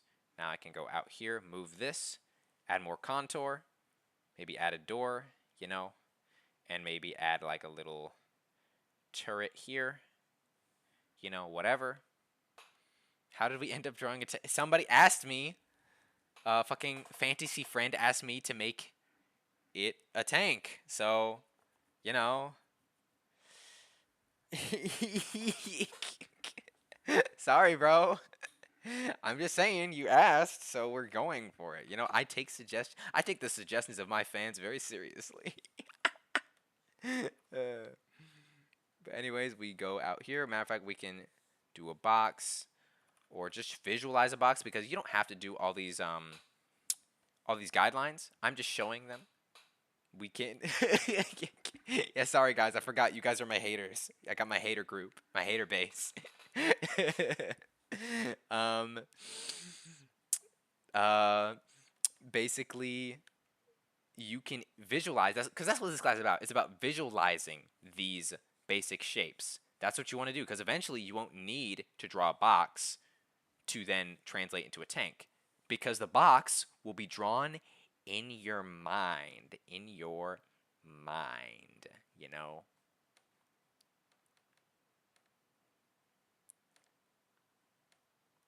It'll be in your head. That's where it will be. It will be in your mind, guys. All right? That's not me. Yes, it is, bro. Yes, it is. That's you, bro. It'll be in your mind. All right, so you don't have to do these boxes or anything anymore when you practice enough. So anyways, let's get back to doing this. I'm trying to be as confident with my lines as possible. So we're moving down and out and then down again. And of course we can push out here and we can add some texture right here to imply where the end of the tread is. So we move that tread down, move this way. Of course this is again drawing straight lines, you know, and then we can add some texture to the top of the tread. Then back here we're going to draw the actual act of our treads. Sorry, I'm not undoing, but you know, and then we can imply texture around them. Again, we true up on our lines, we visualize where our tread is going to be, true up, texture, visualize, true up, and texture, boom. Go over and over again, and bang. Of course, after that, you can add some 3D elements, like up here, and make it 3D. And then adding texture along as you go. You can just make this whole thing dark, but I'm going to add some, stuff. Then again, truing up on our ellipse. Another ellipse. Of course, as you change in perspective, ellipses go different. For example, I screwed up this one. We will talk about that later, how to place an ellipse in perspective, you have to place the minor axis to perpendicular to where the perspective is. Yes, that's a crazy topic, I know, but we may cover that today. Maybe not, because that's leaning more in advanced perspective. And yeah. Hey, see you, man. Thank you for joining the lecture. Very cool. Got caught fishing the lake. Oh, fire textures. These are some nice textures. Very awesome. Again, you're doing a great job. Love your sketchbook, bro. Your sketchbook is so cool. I need you need what's your source, bro? What's your source of where you got the sketchbook? Because I love the tone paper and the leather bag. Did you make that? That's awesome. That's genuinely so cool. Just looked up on my local. Oh wow. All right. Well, I gotta do the same thing. Dang. You gotta hook me up. That's so cool. Okay, then we can. Why is it doing that? There we go. Oh, it keeps leaving dots for some reason. Okay. Whatever. Anyways, we go ahead and let's add some leather drawing sketchbook. Okay, gotcha. I'll search that up. Maybe I'll find something similar because that's really cool, man. That's fire. And then let's go around and down, and then we can add more texture to the outside, kind of trying to follow the contour of where our spheres are going. Okay. Of course, now we can add some shadow into the back of where our wheels are. Not the best drawing, but it shows off what we're learning. I'll make sure to be better for you guys. I guess next week, if y'all wanna cue me up on something else, let me know what y'all want me to learn and teach, and I will try my best. Shoot, if you're willing to learn from me, then yeah, go right ahead. More tanks. More tanks. Okay, well, I could do a tank class or something. I don't know. Just the generals of tanks and everything, and then I can like have like a boom. We can put some headlights.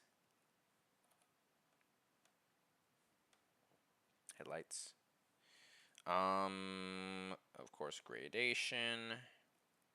We make gradients. We set where our planes are going. Of course, I can get rid of these to make it more clear of where the form is. Boom, boom. And then I can do this following the perspective and the contour of the object. Boom. Don't it going to me just because you don't be in love care. That's a I set that up through GitHub. Basically, matter of fact, I can send you. Well, yeah, like it's a basically it's just a basic website, and then I went through, added my own images into the thing. I originally designed one on Adobe Portfolio, but then they asked me to pay money, so I was like, you know what, fuck that, and I decided to base off of that my own, and then then after that I put my own images in, and my own layout and everything, and then I put it on GitHub, and GitHub will host it for free. So yeah, I can do like I don't make websites. I'm not a website maker. That's where my passion lies. But like I can put up a basic one pretty easily. Exactly. GitHub's goated, bro. Like they'll just host your shit for real. On God. All right. More awesome gradation, fire, more awesome gradients. That hatching. that texture, that is what we're looking for. We're looking for that texture. That's what we're doing. All right, we are texturing. For example, I can add like a rust type texture. This is, again, this is not the best drawing program. I'm just showing off generalization. Of course, I can go over this line again, making it thicker, making it more prominent, making the contour and the outline of the object more visible, showing off the where I want the viewer to look. So I can do this, and then I can take the nose and do the same thing. This is why we do the line exercise, so you can take this and go big. Going big. Back and forth, up and down, Boom, and then boom. Back and around. Of course, not the best tank, not particularly, accurate or proportional, but it's a tank regardless, and we made it out of basic forms. And now it's in your head. It's in your head. It's in your head. It's in your head, bro. What the fuck? This dot, bro. I don't know why this dot is here. This dumbass program. Tanks in my head, exactly. It's not a fish, bro. Yes, your head, bro. It's in your head, bro. Okay, this stuff. Let me make sure to save, because we got a lot of stuff going here. We're going through lots of things. All that stuff. Matter of fact, I can give y'all this Ooh, fire. 2 lines of this assignment in a huge tank. Nice, bro. Fire. Exactly. Using those basic forms to construct things is awesome. And then taking that construction, doing stuff with it. Okay, let's try a organic form now. Let's see what can we do with organic forms. Okay, let's make a basic ellipse. All right, let's do contour around that ellipse. I'm going to contour up that ellipse. Boom, now we have a general shape. Okay, let's say I wanted to add something to that ellipse. I would add the gesture, and then I could maybe build up into that. Okay, whoops, not confident lines, my bad. We could build up into that with a cylinder, do another circle, and then go for it. Why did it do that? I don't know why my stuff does that. Boom. Boom. And then you go down and you go out into the actual shape of what you want your contour to be.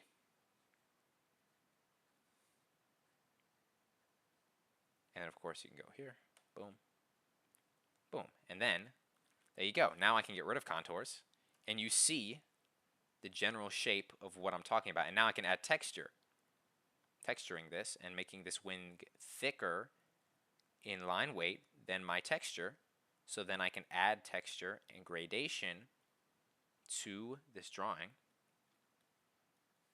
and have it come out like that. Boom. And, of course I can get rid of this.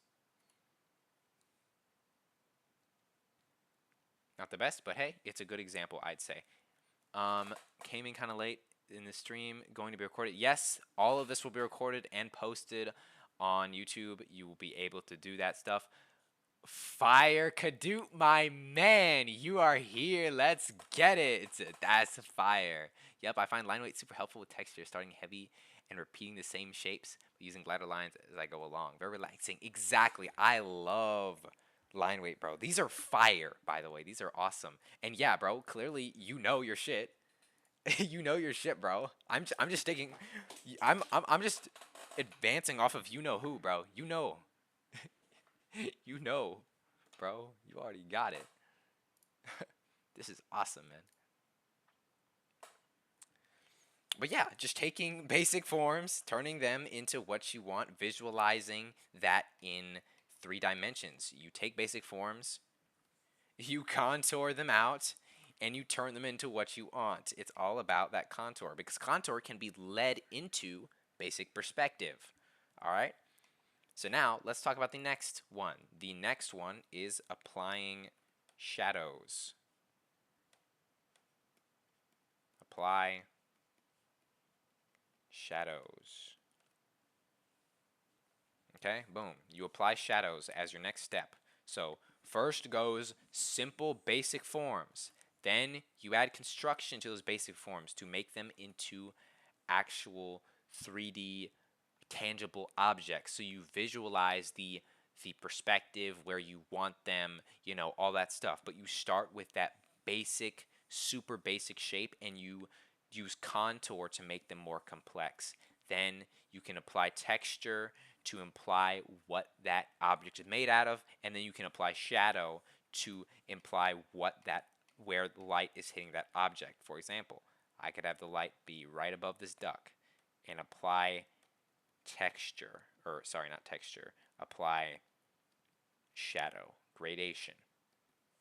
And then I would get a just a general, you know, intuitive cast shadow. I'm just eyeballing this, and then I would gradiate it.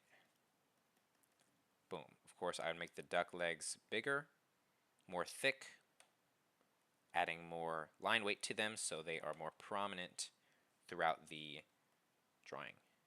Of course, it's not the best, but it gets the point across. Get a restraining order. What are we talking about? My shadow always follows me. How do I tell it to stop? You embrace your shadow, bro. You embrace it, okay? Not just, matter of fact, not just physically, but emotionally. Your shadow, your repressed emotions is something to be embraced because you can grow and learn and evolve from this. This is something I learned recently, that on your quest to greatness, to the goals that you set for yourself, you will experience a lot of your shadow, your repressed self, and your repressed emotions come up. And it may be painful, it may be uncomfortable, but they all come up for the sole purpose of you becoming your best self and you becoming the person you want to be. It's all about that goal. And if you have a goal, life will shape up to exactly what you ask it to. Okay? I'm telling you this from experience, from living. I am telling you. Oh, fire, bro, fire, duck. That's awesome. I see you drawing on paper too. um, I get, yeah, bro. Cool paper, bro. But yeah, this is a fire duck, bro. This is awesome. You're taking my points and improving on them and expanding on them and adding your own individuality into them. That is awesome, bro. That's awesome. Yes, this paper. Where do I buy this paper? I wonder. Yep. Um, that's the PR answer. Does color also affect contour plus slash shadow? Yes, color is in the aspect of value because we're kind of talking about value. When you talk about texture, you can texture an object, but you can use that texture like shadow as well, increasing the amount of texture where it's dark and decreasing it where it's light, and also you decrease it where your focal point is not. Wherever your focal point isn't, you barely texture, if at all. Okay, be confident where your focal point is. All right.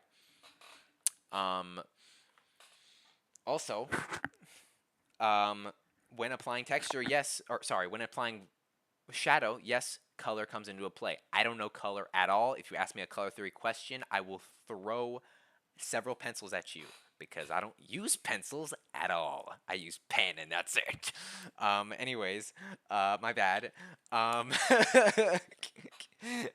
but you know, when it comes to color, value is a heavy one. So study value. I can give you some great value videos, not off the top of my head, but after this I can search some up for you and all that stuff. Grim, what is the color of the sky? Is that a genuine question, or are we? What are we? I don't know, bro. It's green.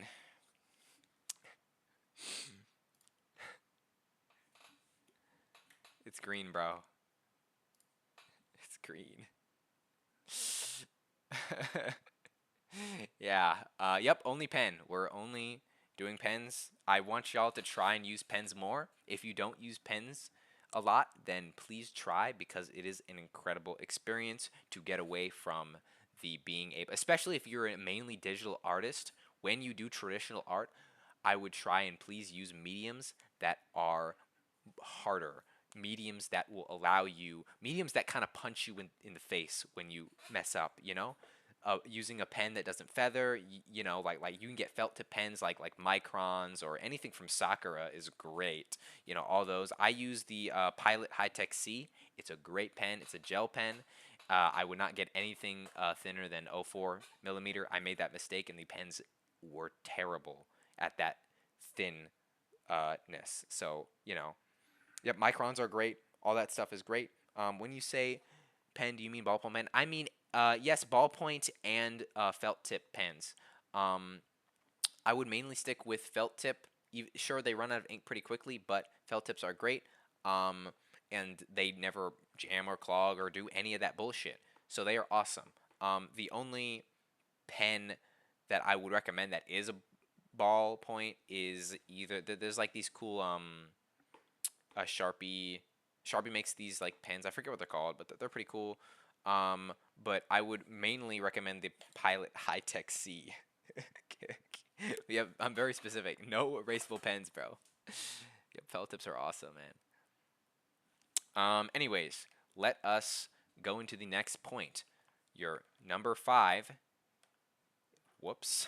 Number 5 is going to be details. Okay?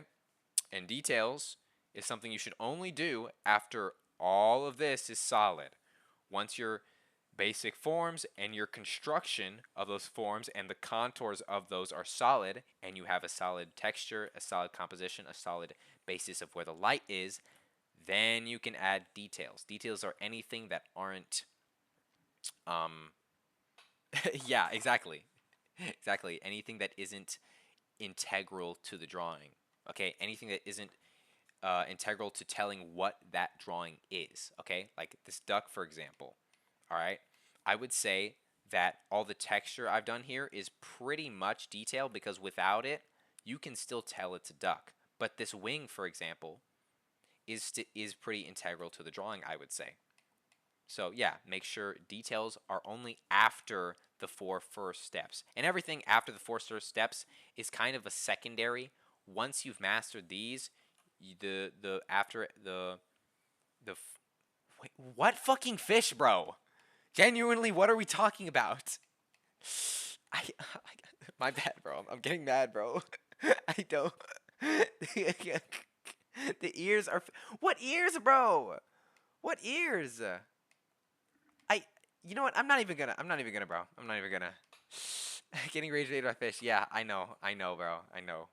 Anyways, let's continue. Number 6. Number 6. We're doing. Um, we're going to do. We do highlights. You do highlights.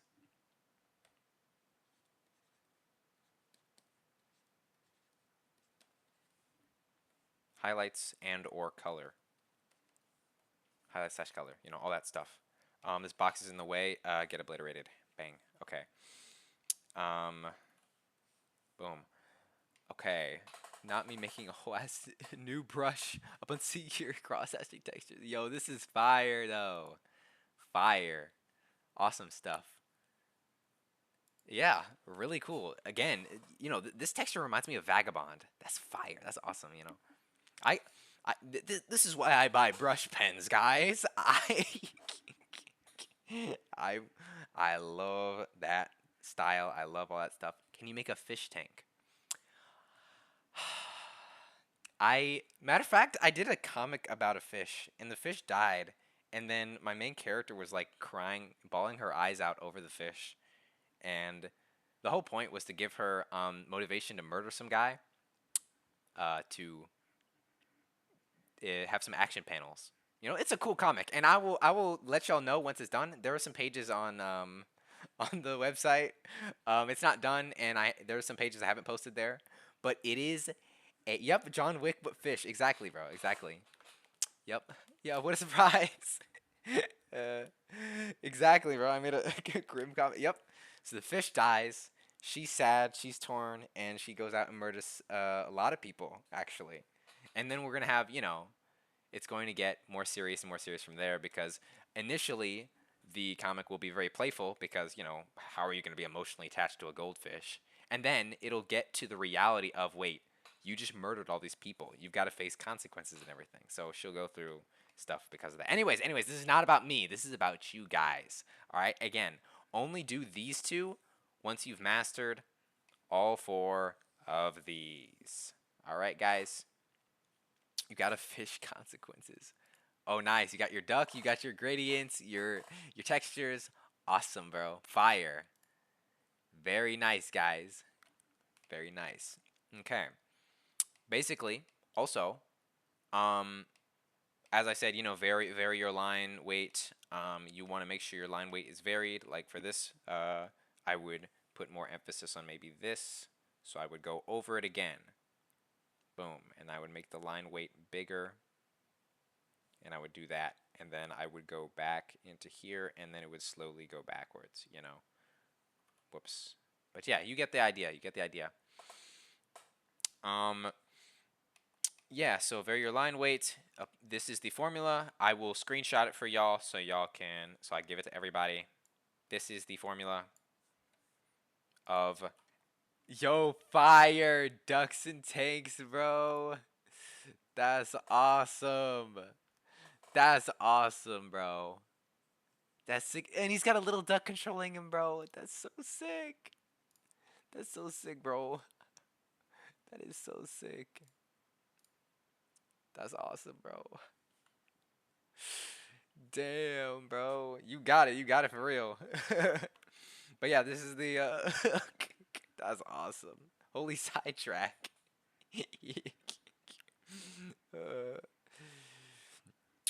But yeah, this is the main formula for what I'm talking about. Matter of fact, I haven't even covered all the points. We are at 2 hours 48 minutes. Okay, cool. No problem. Basically, after this, we're going to cover, let me think. Oh shit. I just spilled water all over my pen, my bag. God damn it. Okay. Anyways, like how silly while learning actual art advice. Yeah, exactly, bro. It's fire. As I said, putting your own individuality into the picture when you're learning stuff and just being goofy, having fun, that's the point. If you're learning stuff and having fun, you're doing a great job. You're doing a great job. All right, nice. Braylon taking notes. Awesome. Very fire, very fire.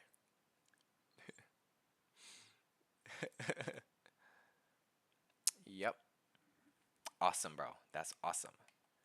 Guys, you better be taking notes, bro. I'm gonna check you if you aren't. I'm gonna check you. Okay, let's save this so I don't lose it all. Do a Kahoot. I could do a Kahoot. There will be a test at the end. Maybe next lecture I'll do a test. I don't know. Maybe next time. All right, nice, nice. Got those notes. Those are fire. Those are fire. Very cool. Very cool. Very cool. Nice, nice. That's what I like to see, guys. This is what I like to see. External exit of object is deep. Yeah, I said that about I think the outlines of objects. Yeah.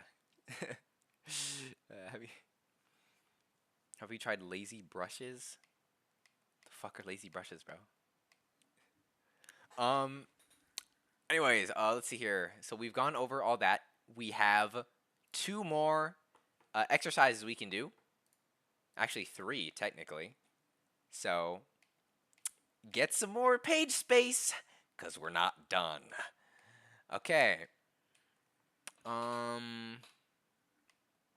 Now we're going to do another. Yep, fire. Get some more page space, bro. We're not done. Fire. Nice. Nice notes. This is great. Awesome. Very cool. Love that shit. Love that shit. Yeah, you're doing good though. You're doing good. I would just push it more as you're saying, push more darks and then go light. Like at the end of your texture, there should still be some remnant of texture. You only fully stop once you're at the, I'd say, last 5% of your box. But yeah, very cool, bro.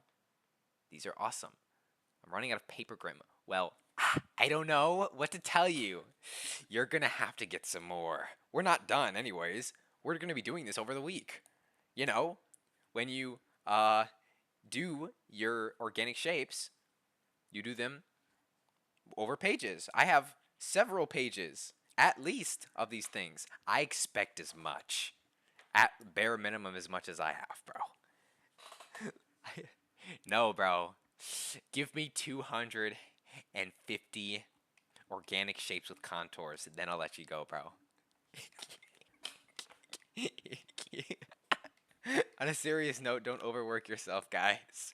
On a serious note, take it slow and make it fun, as you guys have been throughout this whole lecture. Make it fun. But still, you got to get that mileage. So I don't know. Anyways, let's get on to the next part. The next part is going to be very basic perspective. Y'all already know this. We take a horizon line. This is our main. This can be in the middle of the page, or at the top of the page, or at the bottom of the page. I'm going to do it at the top of the page because I enjoy pushing downwards. I enjoy pushing downwards. Boom, bop, bang. This is going to be very extreme perspective, but the farther your vanishing points are from the main center of the page, the more standard your perspective will be. For example, if I made a box like this, if I did this, the vanishing points are quite far. The vanishing point is probably all the way, all the way over here. This is where the vanishing point is, and the vanishing point for this is all the way over here. It's not that far, but regardless. Still, they are off page. I am intuitively pointing these lines to a vanishing point. I'm intuitively pointing this one to a vanishing point and doing the same with this and this one. And these as well. This one goes to a vanishing point. This one goes to a vanishing point. Boom, bop, bang, bop, bam. All right. Next. So let me get rid of this. We're going to do some standardized perspective, just general, 2-point and 1-point perspective. I'm not going to tackle 3 or 5-point. If you would like, I can show you, but it's a waste of time at this point because, it's not something that is required for this right now. If you want extreme perspective, give me like a month and I will reread Scott Robertson's book on perspective. I just need to get back into that. Okay, anyways. Oh, good night, guys. Thank you for being here. Good night, Rika. Have a great one. Teach us how to read next. Sorry, my handwriting's bad, but it is what it is. I'm not teaching the alphabet, bro. We have as much ever time need for perspective, I guess. Yeah. Fire, bro. Very awesome, man. I don't know why you're doing these. Like you have more than enough experience, bro. Of course, yeah, you can always expand on your foundation because the bigger you make your foundation, the higher you can stack, the higher you can go. So if you're bottlenecked at some point in your journey, you can go back down, make your foundation bigger, and then keep building up. But other than that, bro, you're I don't know if you need to do this. I know it has no max level, but this dude's pretty high in the level, so but yeah, fire, guys, fire. Awesome stuff. Yep, awesome 1-point perspective. This is awesome. This is some mileage and fun, my guy. Real shit, real shit. Real shit, on God. On God. But yeah, awesome perspectives, guys. Awesome perspectives. Anyways, we're going to get some more of that mileage. So again, we're going to be freehanding these. I swear if I see you using a ruler, my pen is going in between your eyes. All right, we're going up and we're going this way. Freehand, guys. Do not use a ruler. Boom. And boom. I curved that a little bit, but that's okay. We want to use our whole arm and we're getting all the way to it. Boom. And boom. Even if these are dog shit, I'm not undoing because I'm going to intuitively fix it. I'm going to, if your line is off, don't redraw it because that will draw attention to the mistake. Instead, you fix it through guessing, an educated guess of where the line would be. Okay? Little does he know I can hold my Apple Pencil to get a straight line. You better not be cheating, bro. You better not. Yep, a giant slice of cake, I guess, yeah. Now we can go here and we can add our verticals. Of course, we're not doing 3-point perspective, so we don't have to aim our verticals to a point. We just have to make them, well, vertical. Then we're going to go here, boom, and then back this way. Whoops, I fucked that up, but regardless, the general line was already aimed, so I don't need to edit it in any way. And there we go. We have our 2-point perspective box. If you would like, you can go behind and add perspective to it. And then, of course, I screwed this up, so I would have to fix it. If I was on ink, I would probably go here, and this one is fine. Generally, I'm just gonna leave it how it is. I don't care. But regardless, this is nice. Oh, good night. Thank you for joining us. It's been fun. It's been fun indeed. I love perspective. It's great. Yeah, I better see 2 pages from you by tomorrow, bro. See you. No. Have a good one. Why does perspective look like witchcraft? Well, it's very hard to explain, actually. It's mainly just form. Like, if you practice lots of form stuff, I will get some videos on form. Matter of fact, I could even make videos on form either way. But either way, I will send you guys videos. I will link them. And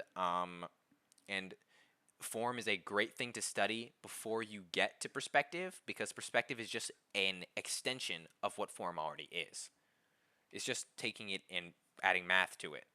So for example, if I want to add a box down here below this one, I would push up, boom, push up with my lines, boom. I would generally intuitively aim perspective because I'm not going to push it under. I'm going to intuitively aim, and then I'm going to add our endpoint, and I'm going to intuitively aim towards this. Boom. And there we go. We have a box under this. Now we can add a cast shadow. So I go here and I start hatching. Gradation. Boom. See that? Now we have a sense of what the scene looks like. Going down and down and down, and also going up. Just a general sense of what that is. I've been binging Cynics for days. I love perspective. Yep, bro. Perspective is very fun. But again, if it's making your brain hurt, we go to form, guys, because form is much more fun and it helps a lot. I'm telling you right now.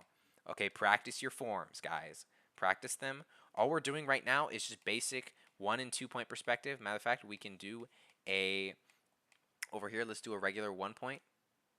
Oh, it's to be a 3D creature that thinks in 2D. Yeah, real. It's hard, and that's what this journey is all about.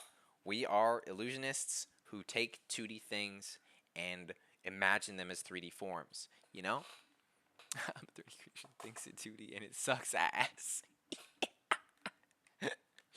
Damn, bro, that sucks. Rest in peace, bro. Nice. That's some nice perspective. I see you've got some curvilinear perspective right there. That is fire. Is this? I can't. This is 3-point, right? I'm pretty sure this is 3-point because I don't. Yeah, 1, 2, 3. I think, but it's curved. I can't tell, bro. It might be 5. But this is awesome, man. This is incredible. This is incredible stuff, man. Keep it up. This is awesome, bro. Ah, you just drew it intuitively. Exactly, bro. That's what this is about. Intuition. Yup. So you got it already. Already, you're on that right track because eventually, once you get enough of this bullshit, general general math jargon, you do it intuitively. Intuition. All right. Intuition is what we are trying to transition to. We're trying to do this enough over a period of time. We meditate on this over and over, and then eventually we can transition it into an intuitive thing rather than a conscious thing. And bam, as you've seen and as you've done, you got it. Boom. All right, let's try some 1-point perspective. Matter of fact, I don't even need a horizon line. We can just decide where it is. All right, and then we're going to place a box. 1 point is much easier because you can just draw a box and then aim all the corners of the box towards the line. Of course, this is going to be an extremely extreme perspective because of how close the vanishing point is. So I would recommend you to either sometime learn the Brewer method, or matter of fact, that's dog shit advice. I wouldn't do that. But I would, recommend try and again intuitively aim your lines at a vanishing point that you see in your head. So you have a horizon line, right? And then you have vanishing points that are off the page. You don't need it to be perfect. You just need to imagine where they are, and based off of the lines you are drawing, you will aim them towards that. That's what you do. There's also 4-point that ignores the ceiling / upper perspective. Yeah, 4-point is, I will never touch that shit in my life. 5-point is fun though. Yes, 5-point is fun. All right, but 4-point, get out of here. I saw someone drawing 31-point. Well, yeah, every single object has its own perspective. You can have things in 1-point perspective and have objects in 2-point perspective on the same plane. It's just about defining that plane. So you can have as many vanishing points as you want. You can do 101-point perspective if you have enough objects in your scene that shift in perspective. It's just about taking that and making sure it's in the same grid. Okay, this is the grid. This is our ground plane, guys. This is where our ground plane, and we build up things from here. And we aim towards our vanishing points. We aim, and there you go. You see that? Just based off of nothing, I just created a box. And there you go. Anything over 3 sounds insane. It does, but when you actually do it, you realize, well, this isn't actually that hard. You know? But yeah, those are some awesome boxes, brother. Keep it up. Extreme perspectives. Very, very cool. All right. I would also try to intuitively aim lines once you get used to, having them there. Try and do boxes without guidelines. Next, after you've done a few pages of these, we're going to do intuitive boxes. So let's say I make a box. And I aim it towards a vanishing point. We're going to have this box be a 1-point perspective, just a general rule of thumb. And then I'm going to place a box below it.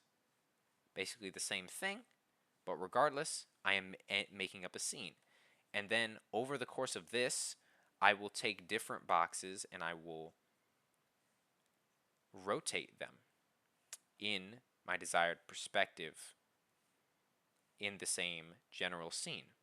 But I'll overlap and underlap these different boxes to create depth in my drawings. What does that even look like? How does it work? It's every single object has a different perspective. So if I look at this has a perspective, so this will be going to a vanishing point, then this will be going to a vanishing point, and this will also be going to a vanishing point. And that would technically be 3-point, kind of, if you want to look at it like that. But matter of fact, I can show you. Hold on. I have some good examples of perspective that is not all 1-point or 2-point. Let me see if I can find it. Let me see here. I have some good. Nope. Here we go. Let me find some examples. My bad. I'm just looking through this real quick.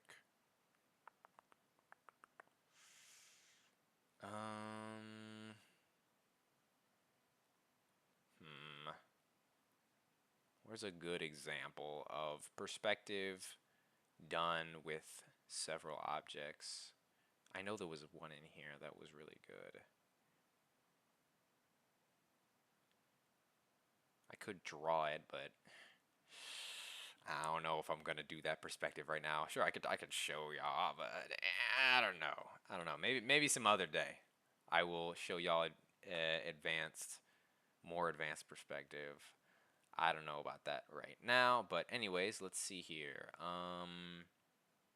Let's see here. There's one with converging lines that show a very good perspective. I think this is it. Here we go.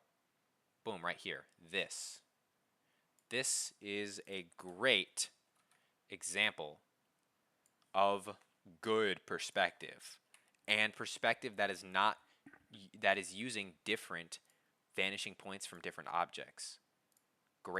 It's a great thing. Very cool.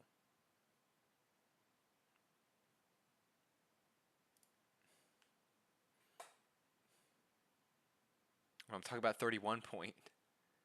Well, yeah, I don't have an example of 31 point perspective, bro. I'm just saying, like, what I would think they would be doing in that thing.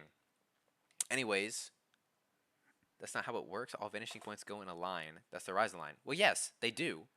But as I said, you can have multiple points. You can have as many points as you want on the horizon line.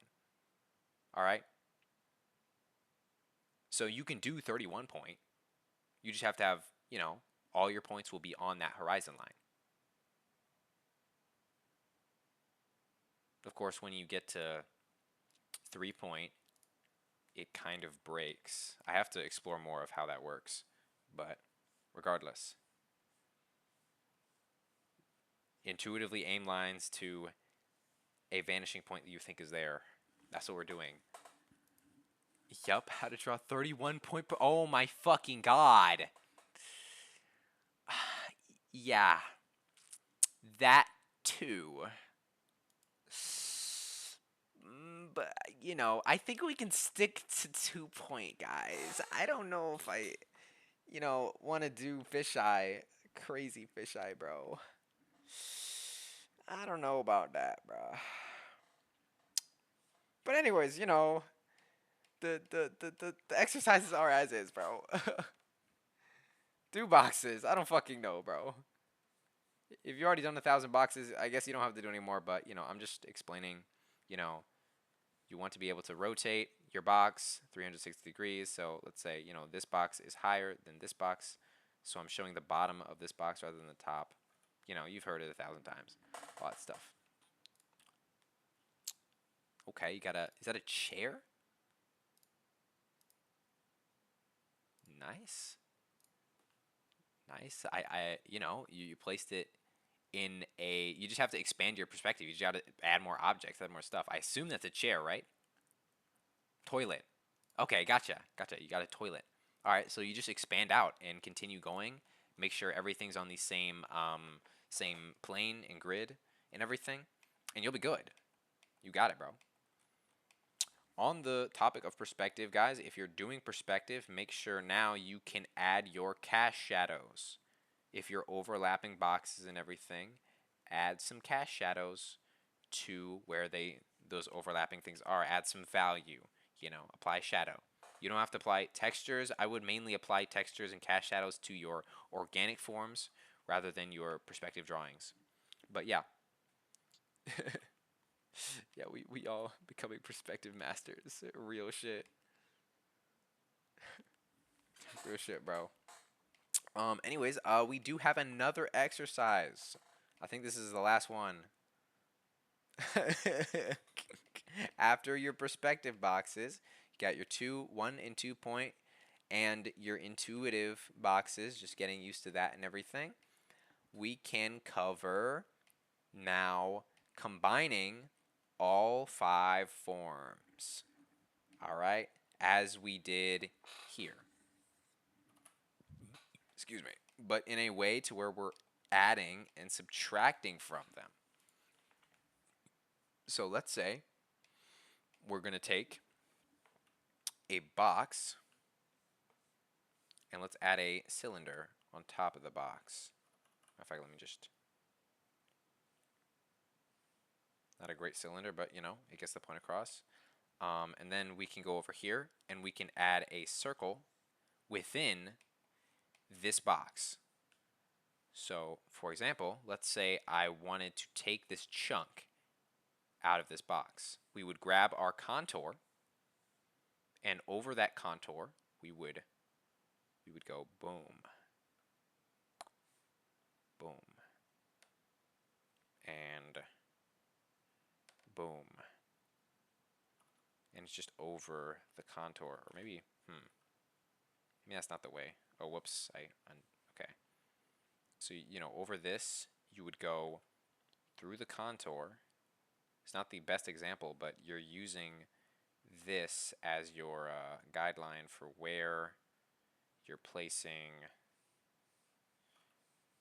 your grid, pretty much. And there you go. Now you have, well, whoops, hold on, I have to add this line here. Now you have a box with a chunk taken out of it. Now you can go up here, boom, boom. So adding up, subtracting, guys. A question: if something is floating in perspective, how do we use the perspective grid to figure out where the cast shadow would be, since it's floating and not directly on the ground? That is a damn good question. It is dependent on where the light source is, for one. For example, I can actually create an example here. This box is floating. Let's say our light is coming from over here. You know, our light is coming from over here. So, you know, this would be where our cast shadow would be. And I can just use this, matter of fact, this grid as where the cast shadow is. You know? So let's say that, you know? We have a floating box, and there is a grid on the ground, generally. Basically, because of this, hold on, let's get rid of this box, actually. I just complicated the fuck out of it for myself. So, basically, to add gradation,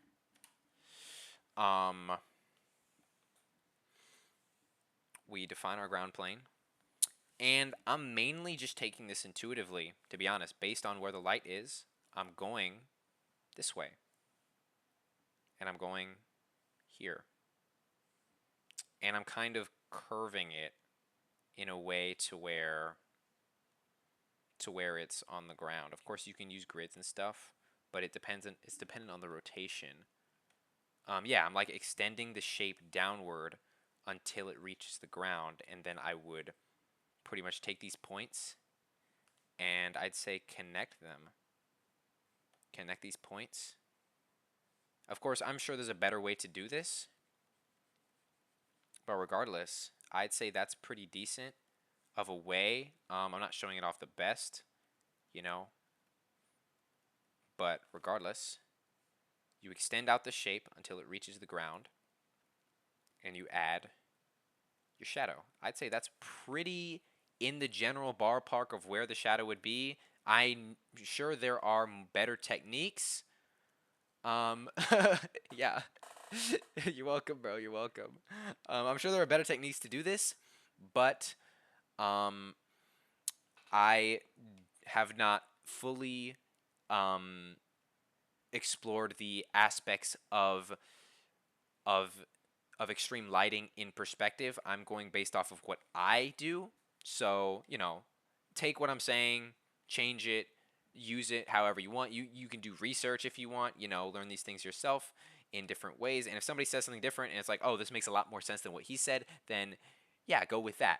But I'm just saying, you know, I think that's the general way you would go about it, you know, extending the points to where your ground plane is. I don't know why when I think of perspective, I think of a toilet because it is good to represent my idea that every face of the box shows three different face of an object. Uh, yeah, because a toilet, for example, a toilet is very different. So I can, put a toilet in here and just generally intuitively off the perspective of the box, I would go down and I would create a toilet, and I would put a miniature box in here. And yeah, while it's not perfect, it gets the idea across. You would do that, and just then you would, double up on your lines, make it thicker, make it more confident. Be confident in your lines, guys. Oh, fire! Try to do my homework. Yup, you're doing a good job, brother. You are doing a good job. This is what I'm talking about. You're taking different forms and you're overlaying over each other, and then you're adding cast shadows. You're also interlocking some things here and there. All that stuff. Also, whenever you interlock a shape, for example, let's say I interlocked a box within this box. Okay, we're going to use. Hold on, maybe I'm screwing this up here. We're going to use what we have been talking about, which is our line weight. So when we interlock these boxes, the boxes are within each other. So then we want to go over and lock them together and make that thicker. This is not the best example because if I erase, it'll get rid of the, well, actually, yeah, I can do that. I have a better example somewhere, actually. Maybe I can show a better example. Omni-Man Tumpy. Yo, fire, bro. Fire. Nice job. Very, very nice. He's buff as shit, bro. Mr. Fishy, bro. Mr. Fishy. Very awesome. Matter of fact, let me open up my little art software real quick. I have some boxes that I could show. Here we go. So you can see here, I doubled up on the line work right here. For example, right here, I made it thicker. Yeah, this is really showing how much of a professional I am. Yeah, I know. But you would double up on your lines. You make it thicker to show that it is interlocking with the object. Just as if it were subtracting, you'd make this line thicker to show that it has subtraction. Yep, on God, Krita's fire, bro. Krita's the GOAT, for real. Do I have any more examples? I have some examples of, gradation right here. I didn't do a cast shadow, but I could. So we'll push our object down into where actually, no, sorry. Where the light is going, we push down. And then based off that, we can use some intuition a bit and go. And then make this line thick. See, we thicken and we use gradation. Boom. Oh, that's some fire perspective right there. I love what you're doing. Beautiful 1-point perspective. Very nice, man. You're doing a good job. Keep it up. You've got this, bro. You've got form down. You've got perspective down, man. This is another example of, general line weight, overlapping stuff. I guess this is another example, nothing crazy, but yeah, still. Pen better not be feathering. I know, right? No feathering pens, guys. But yeah, actually, yeah, I showed off here our next exercise, so I don't have to redraw it. This is our next exercise. Put objects. You don't have to do a ground plane. I just did a ground plane because I enjoy it. But put objects together: cones, spheres, boxes, cylinders. I didn't use a triangle in this example, but triangles subtract, add, use cast shadows. Use shadows, cast shadows. Vary your hatching. Vary that around. You don't have to be exact with, you can do that. Cast shadow, just general. I probably should have put in the cast shadow there, but regardless, whatever. I see another tank. Fucking where, bro? In the here or wait? This? Bro. Bro. I guess, bro. Yeah, I guess there's a tank there. All roads lead back to tanks. All roads lead back to tanks, clearly. But yeah. Oh yeah. Matter of fact, I'm not. Whoopsie daisy. In the recording, unfortunately, you're not gonna see Krita because I have a recording of specific software.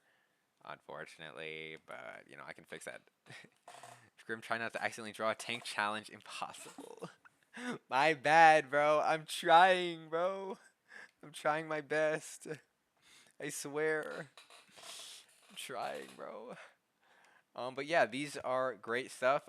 If you guys want this project, I can give it to you, and I can also give you what the software is. It's called Lorien. It's a great infinite canvas software.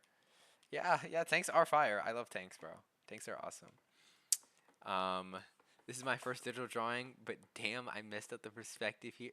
Your first, god damn, bro, that's fire. That's awesome. It's very extreme perspective, yeah. All right, but it doesn't have to be perfect. Putting characters in perspective, especially extreme ones, is really difficult. So pat yourself on the back for this one, bro. This is awesome. I love your rendering, and I love the fucking the reflections in her eye, bro. That is awesome, bro. That's incredible, dog. Holy shit. We got some more perspective. Nice, nice.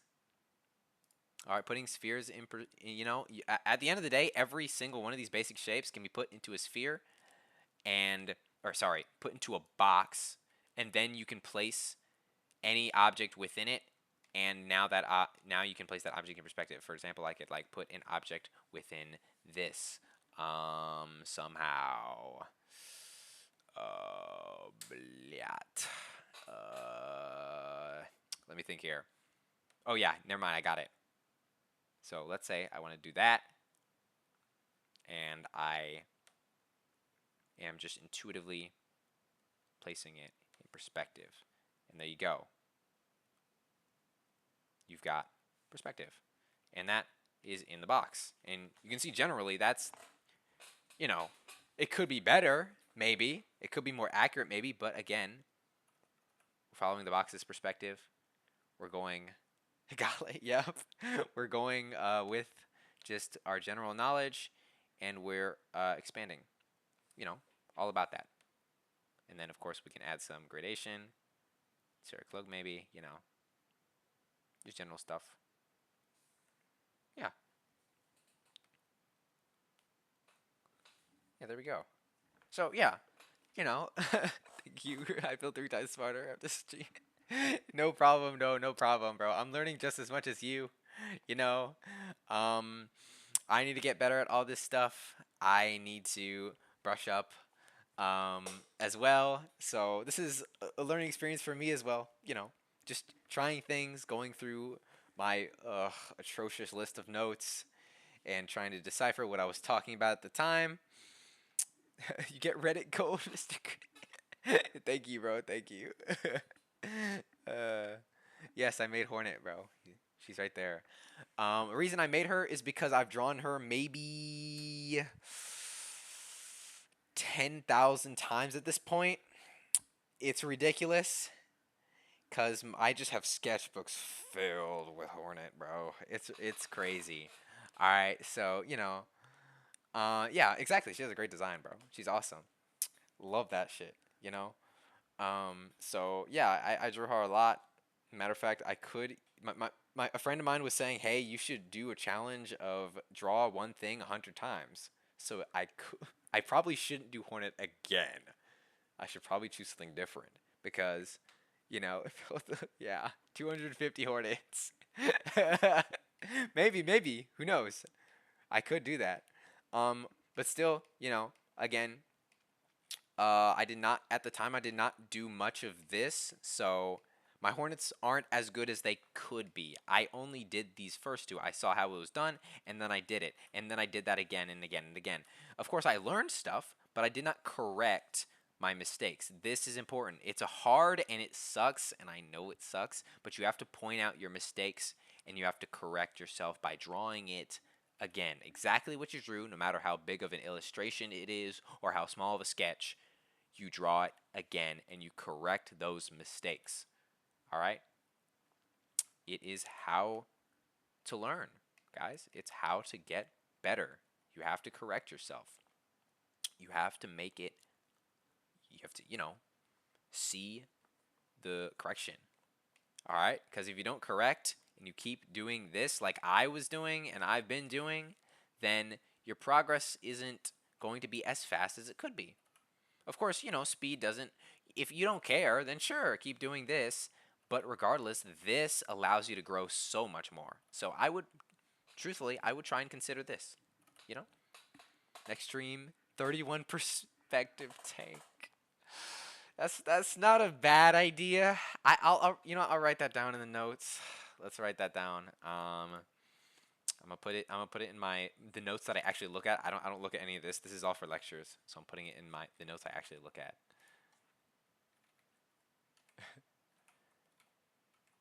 Per maybe do a 31 perspective tank drawing lesson. Sad face.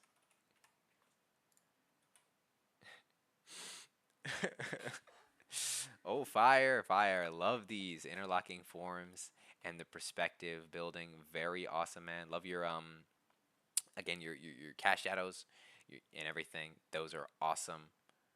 Great job. You doing good, bro. I gotta get lessons from you, Kadut, I swear. like I gotta get those lessons, bro.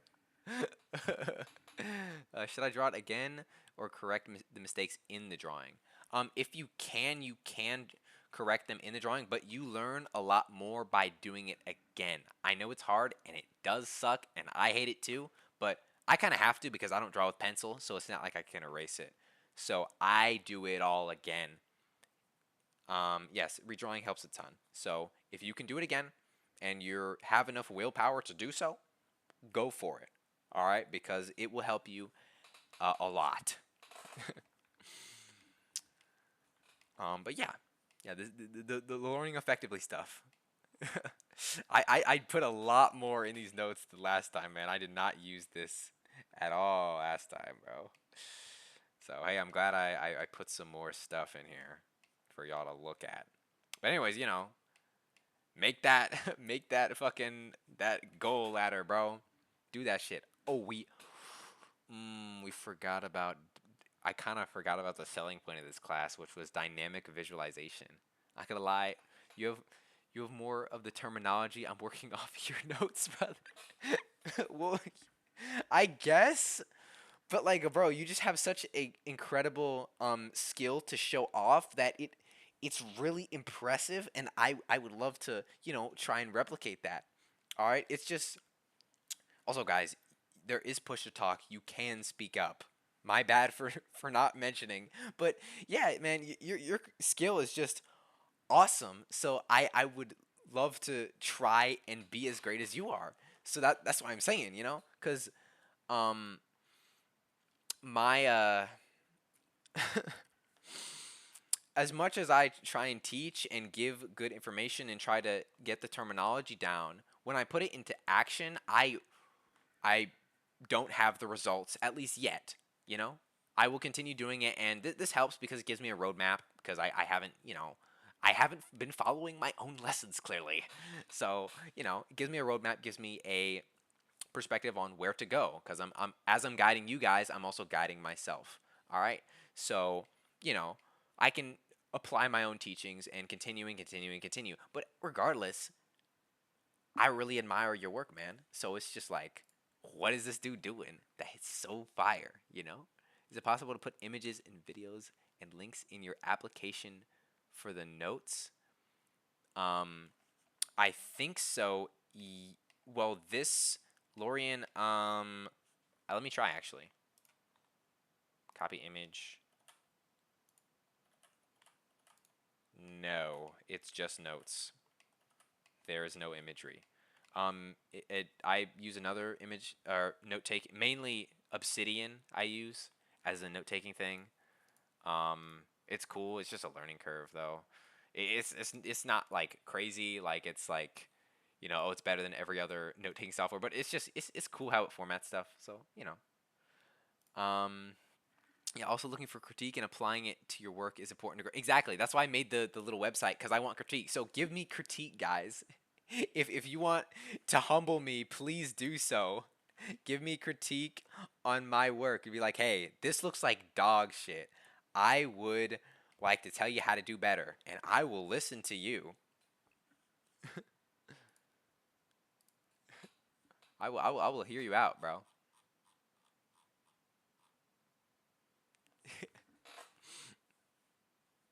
Not enough tanks.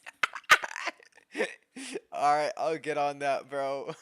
I don't know how we went down this rabbit hole of tanks and just I love violence and stuff. I was thinking more like hand-to-hand combat, not military equipment. But okay, guys, I'll draw more tanks. Where's your website? Oh, yeah, let me grab it again. Um, tank to tank combat. That too. Tank to tank combat. Yep, so please give me some advice, guys. I would appreciate it. I actually, matter of fact, let's talk about my own advice that I would give myself because I have some things. I would draw from reference more because I don't at all. I stopped because I wanted to be imagination man, and that's what I've been doing here. I've been trying to be imagination man, imagination, building things from basic forms. But if I don't know how they're constructed in the first place, and I don't know what they look like, and they're not in my visual library, how the fuck am I supposed to construct it? So I there's a tank on the front page. Yeah, I know. But yeah, I need to probably tap into reference again. All right? I've been not doing that enough. And so yeah, can you give us your YouTube again? Sure, bro. Let me grab that. I will be posting this lecture on it and the other lectures also on it. So yeah, let me grab that real quick. Would love one of these streams to eventually be group critique. I think it would help. That's a damn good thing. We should probably do that next time. Like next time we can talk about what we've been doing, just general group advice and critique and all that stuff. Because last time I wasn't yapping as much. Last time people were interjecting. But yeah, like if you guys want to talk, go ahead. The fucking thing is available. You know. But yeah, if there's a role I can get pinged when a lesson starts, I don't know. Other than adding it to your calendar in Discord. You're so down, yeah. And then click event. Yep, you just stay interested into the event and then add it to your calendar or whatever. I don't know. But yeah, group critique and everything, just trying to guide all of us into a better place of where we need to grow and everything, I think would be a great idea. So yeah, next time we can cover more. I'm gonna be learning things over the next week. I will be learning more dynamic sketching, perspective, putting forms together to create more dynamic general forms and poses and all that stuff. I want to get into dynamic posing as much as the next person. That's why I've been doing a comic because I like creating dynamic poses and in context through my comic, it is just fun and awesome to do. So yeah, I enjoy it. I still need to draw my quest. Yeah, I haven't been doing much of the quests either, man. I've been doing my daily, sure. I think I forgot it yesterday though, but I haven't. I have enough backlog to survive because you guys were generous enough to donate. So thank you guys. Whoever gave me money, thank you guys. I appreciate it. Uh, yes, I trust. Don't fret about rent. Yeah, bro. I gotta sleep in 2 hours. This ain't going for the next 2 hours, bro. I might end it within like 30 minutes to an hour, bro. I'm not going for 5 hours. If anyone has good resource or advice for drawing slash on Photoshop, I'm really only relying on pencil brush. I have not been drawing long in Photoshop. I have done it before, but mainly I've used Photoshop for editing.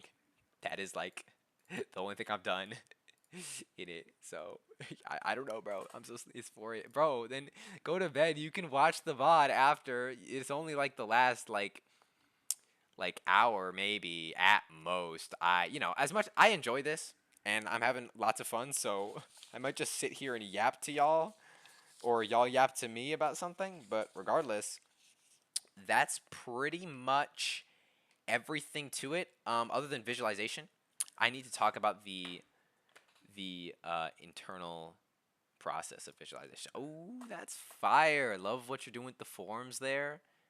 That is awesome, bro. Bud, yeah, that's awesome. Love your cast shadows and everything. Your shadows are awesome, and just give it depth and everything. That's fire.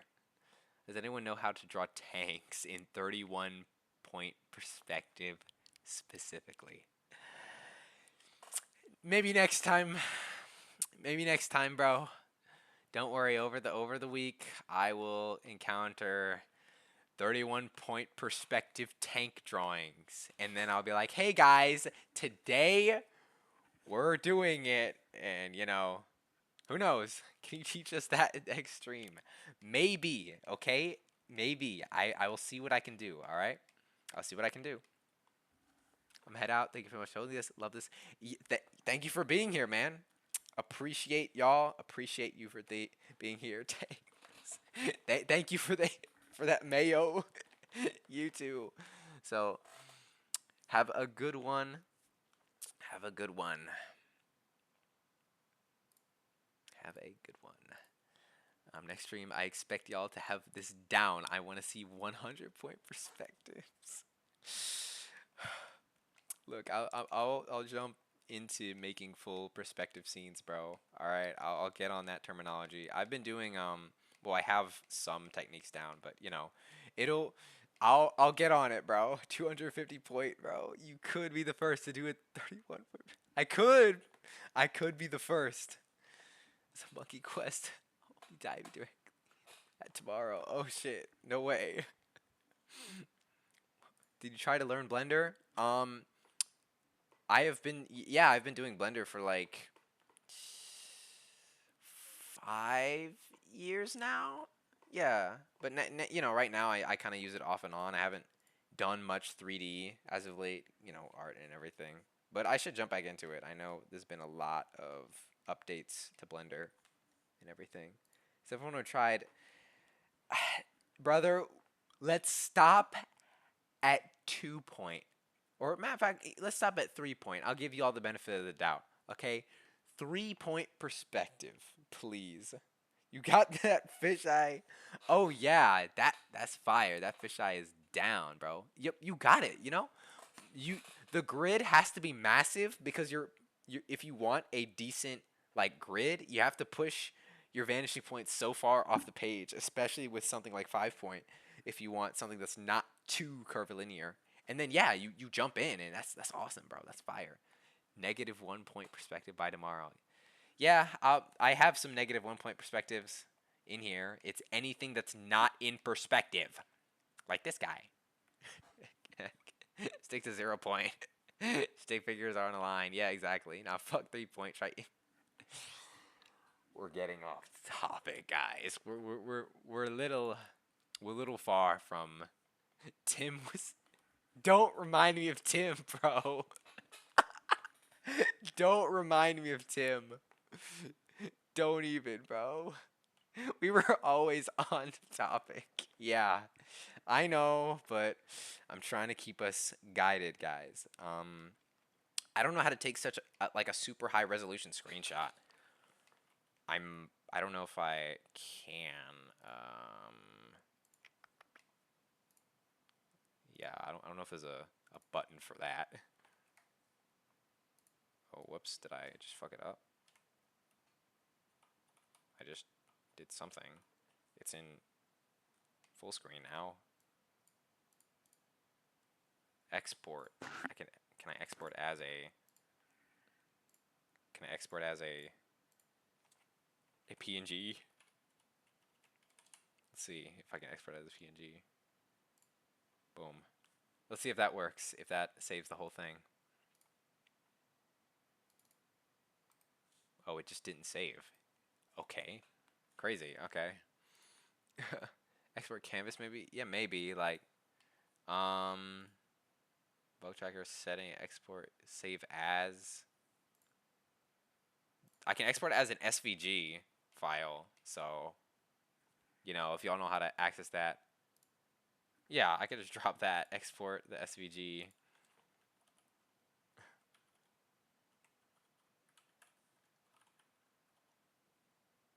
Bang, vector graphics. Yeah. Okay. Oh, I can open SVG files.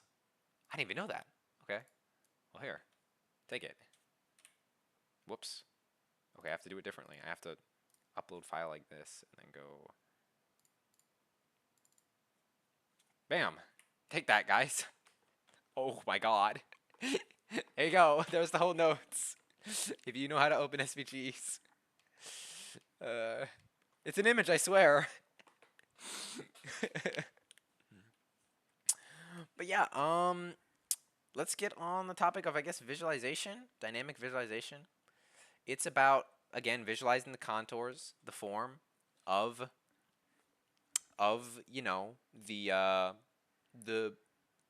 of everything around you. Just look at any object and try and visualize the contours that go around the object. Basically, the wireframe. If you look at any wireframe image, just try and visualize that on an object, and then you can draw that and place it on paper.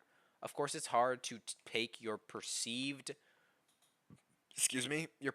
your perception of reality and place it on paper, because at the end of the day, you are looking through a cone of vision, you are looking through a perspective, you are looking through a warped version of reality rather than an acute version of reality. All right. Um, help is chicken scratch. Zoom in, bro. Zoom in. If you zoom in, it'll increase in resolution, I think. Though it depends on which you're using. Like for me, I'm using Linux, so I can just open the file in my viewer and then zoom in, and it'll increase in size. So I don't know, but either way, yeah. Honestly, a good exercise would be to break down images into wireframes to start learning and see the forms on exactly. All right, taking just any like breaking down any complex object into its most basic understanding and basic forms. There was a disturbing lack of fit today. I I wireframes are basically contour. Let me show you what a wireframe is. Wireframe. A wireframe is basically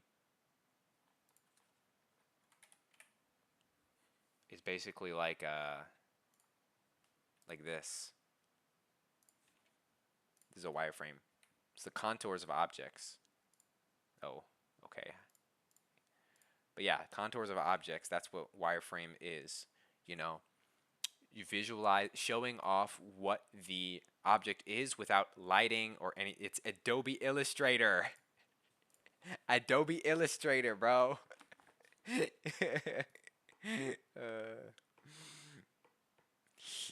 but yeah, it's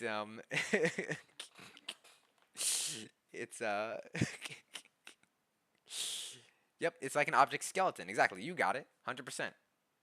All right, like with cubes, you're basically drawing the whole skeleton already. But with anything with more advanced shapes, you may have to draw the skeleton more more complexly, bro. I, it's not my image, bro. It's not my image, I swear. But yeah, um, yeah, taking things, breaking them down into wireframes, finding the contours of objects, doing all that stuff, guys. And doing that over the course of time. Meditate on it, okay? Over and over the course of time. As I said, do this over time, over time, over and over. All right? Constantly.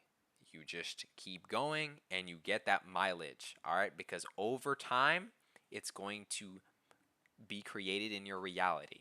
All right? Over time, what you believe yourself to be is going to be creating your reality. If you want to be someone, you act like them today, and then over time, you become the person you want to be. All right, guys? Make sure you're doing that. Make sure you meditate on what you want in your life. All right, have courage. Turn inward, as I said. Um, draw what you love and love what you draw. Have fun. All that stuff. What if I want to be an arsonist?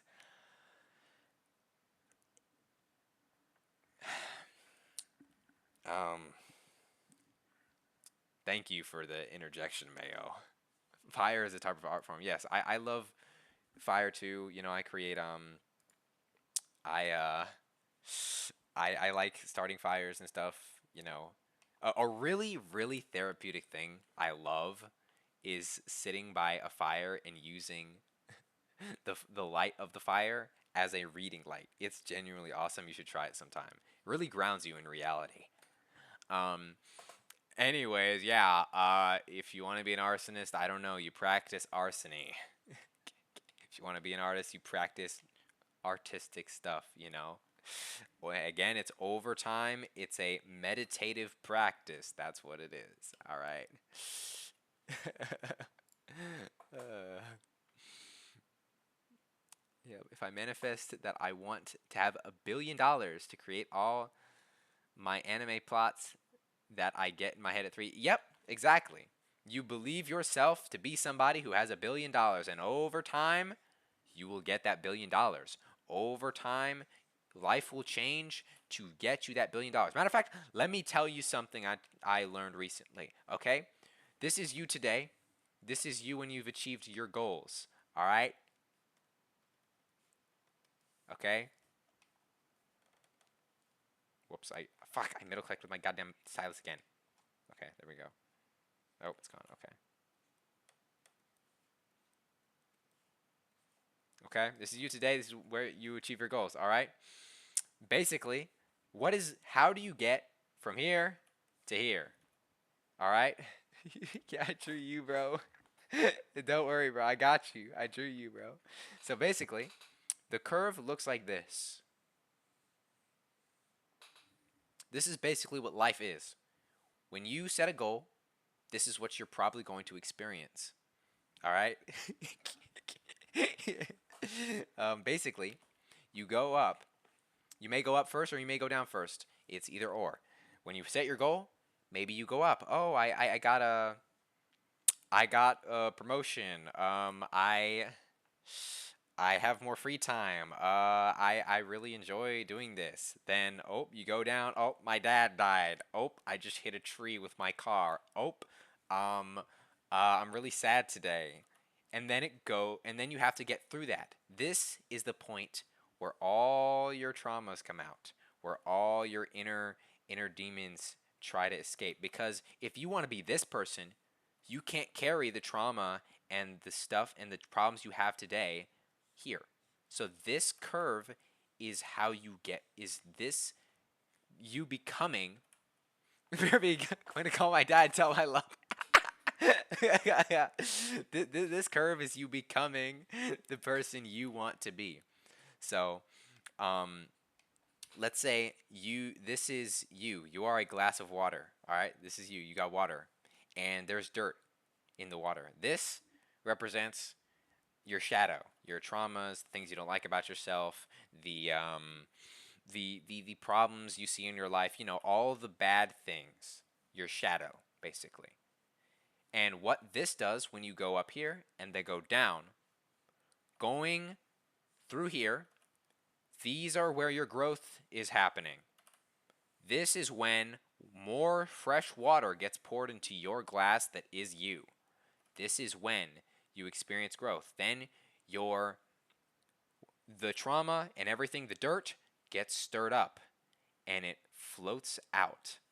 It gets stirred up around, so you experience it, you feel the pain, you feel the all that stuff again, and it goes out because you have to experience it, you have to marinate in it for it to leave. And it sucks, it hurts, and it can really bring a man down, but it is the process to get to the person you want to be. Okay, remember that. Just because you're down in life does not mean you're not on the path to success.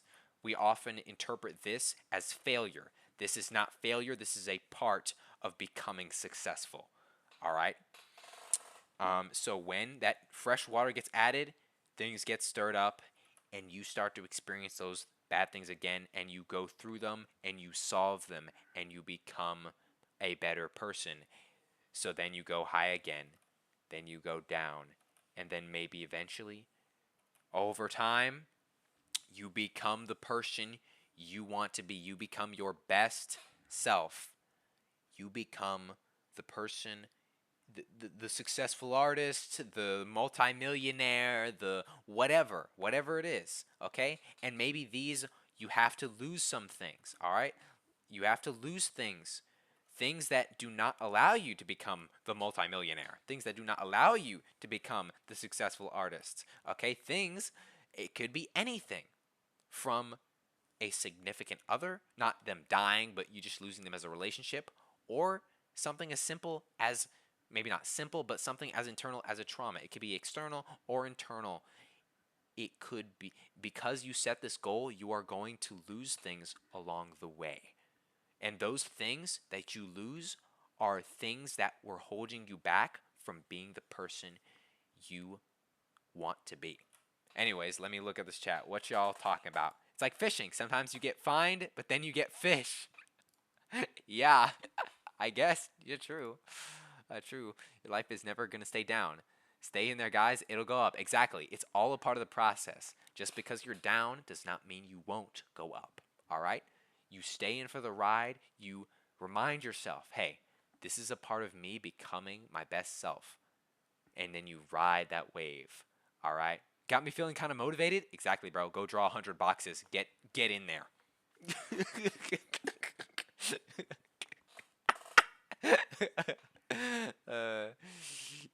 Ooh, maybe not that motivated.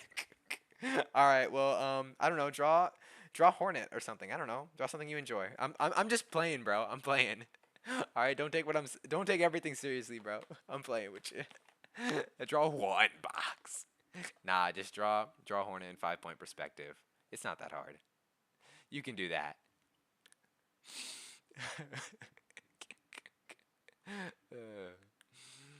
Um, 250 chests. I'm giving up on art, never doing art again. GG. No, bro. Come on. I swear, bro, you don't have to do it. Just draw what you 500 want a stock. Chop chop. I swear, bro, you don't it's not over. It's not over, Sil. I believe in you. You can be whoever you want to be. You're just experiencing this as we were talking about. Don't give up. The moment you give up, you go down even more. You want to go up, bro. 500 shaws. 500 shaws. Guess, bro, yeah. Yeah, if we're talking about some freaking stupid container stuff. But yeah, man, that is how I think life works. Among Us. Nice, bro. I love your cash shadow. I love your cash shadow. That's fucking sick as fuck. Among Us, bro. That's awesome. What pen are you using? This is fire. I'm sorry, I gotta ask. 10 million boxes right now. Nice, bro. What is the meaning of life? How much ink you put on paper? But nah. In all seriousness, it's pretty much this turning inward. Juice up 04. The fuck is a juice up 04? Hold on, let me search this. Juice up 04 pen. Let me see this. Okay. $3 for one. I'll buy 20. I'll buy a pack of 22. Okay. Add that to cart. All right. The meaning of life. It's this, bro. It's turning inward yourself, finding who you are as a person, and being able to extrapolate that as to use that towards finding your goals. Okay, as a person, if you understand yourself, you'll understand that when you're here, you're the things you can watch, you watch the things that come up, and the things you lose, you realize these things do not serve me as this person. They only serve me as this person. So yeah, you know, use your juice. What is real life?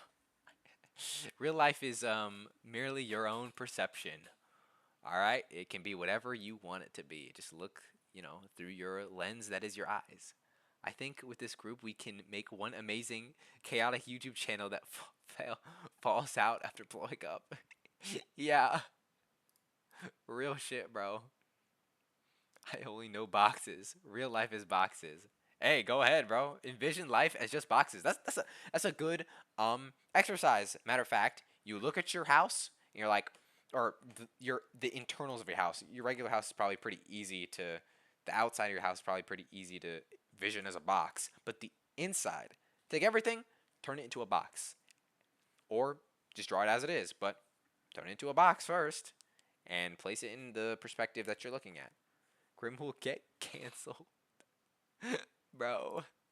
How will I get canceled, bro? Come on, bro, please. I don't think I think I'm fine, bro. I don't know. Grim is gonna take us all down. I swear, bro. I swear. If we go down here, bro, we're only going up higher, bro. I swear. If we go down, I'll drag you all down with me, and then we'll blow up high, bro, and I'll bring you all up. Grim gets canceled for using Adobe Illustrator.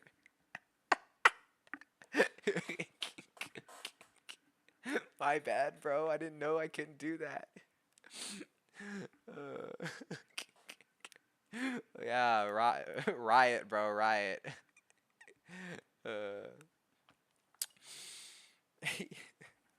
but yeah, just take that advice. Take this into strides, guys. Use this as your blueprint for life, all right? Because none of this matters if you don't put it into action. Matter of fact, I'll probably provide you guys with another SVG file at the end of this because I just drew some more.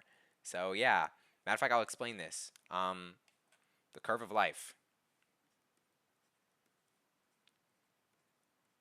If you're not writing this shit down, all of what I've been talking about, you should be. I'm assuming you guys are. Curve of life. Boom. I drew a background, and believe me, it took me a lot of time, and this damn woman is covering all of it. Yo, fire. Goddamn. Yo, fire, bro. Very awesome. I love this shit. The fishies are cool. The anatomy is fire. And yes, the background is incredible. This is awesome, though. This is awesome. Very, very cool, bro. I might have to fucking hire you, bro. You're incredible. When I get money, I'm gonna blow my budget on you, bro. That's so fucking cool. That is so fucking cool, bro. Genuinely incredible, man. Keep it up, bro. Keep it up. You're on the right track, bro. On the right track. And I only hope, my advice can just help you with that. That's the whole point. More inspiration, more love, more passion, all that. That's incredible. That's incredible. Yep, we're at the 4-hour mark, so I think we are pretty much done there, guys. Yeah, a little gate ding, meaning of life or something. Yep, exactly, bro. That's awesome, bro.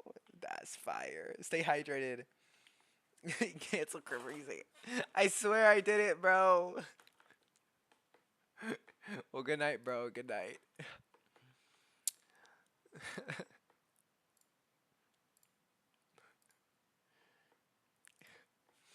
But yeah, incredible drawings from you all, guys. Thank you.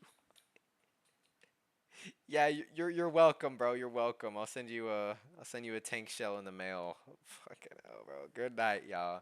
Thank you all for joining. I think that's everything. If you have any questions, please give me questions before we wrap up. You know, cause this is pretty much it. Yep. All right, awesome. Thank you, Jen. That is much appreciated. Yep. I will go ahead and stop recording because that is done.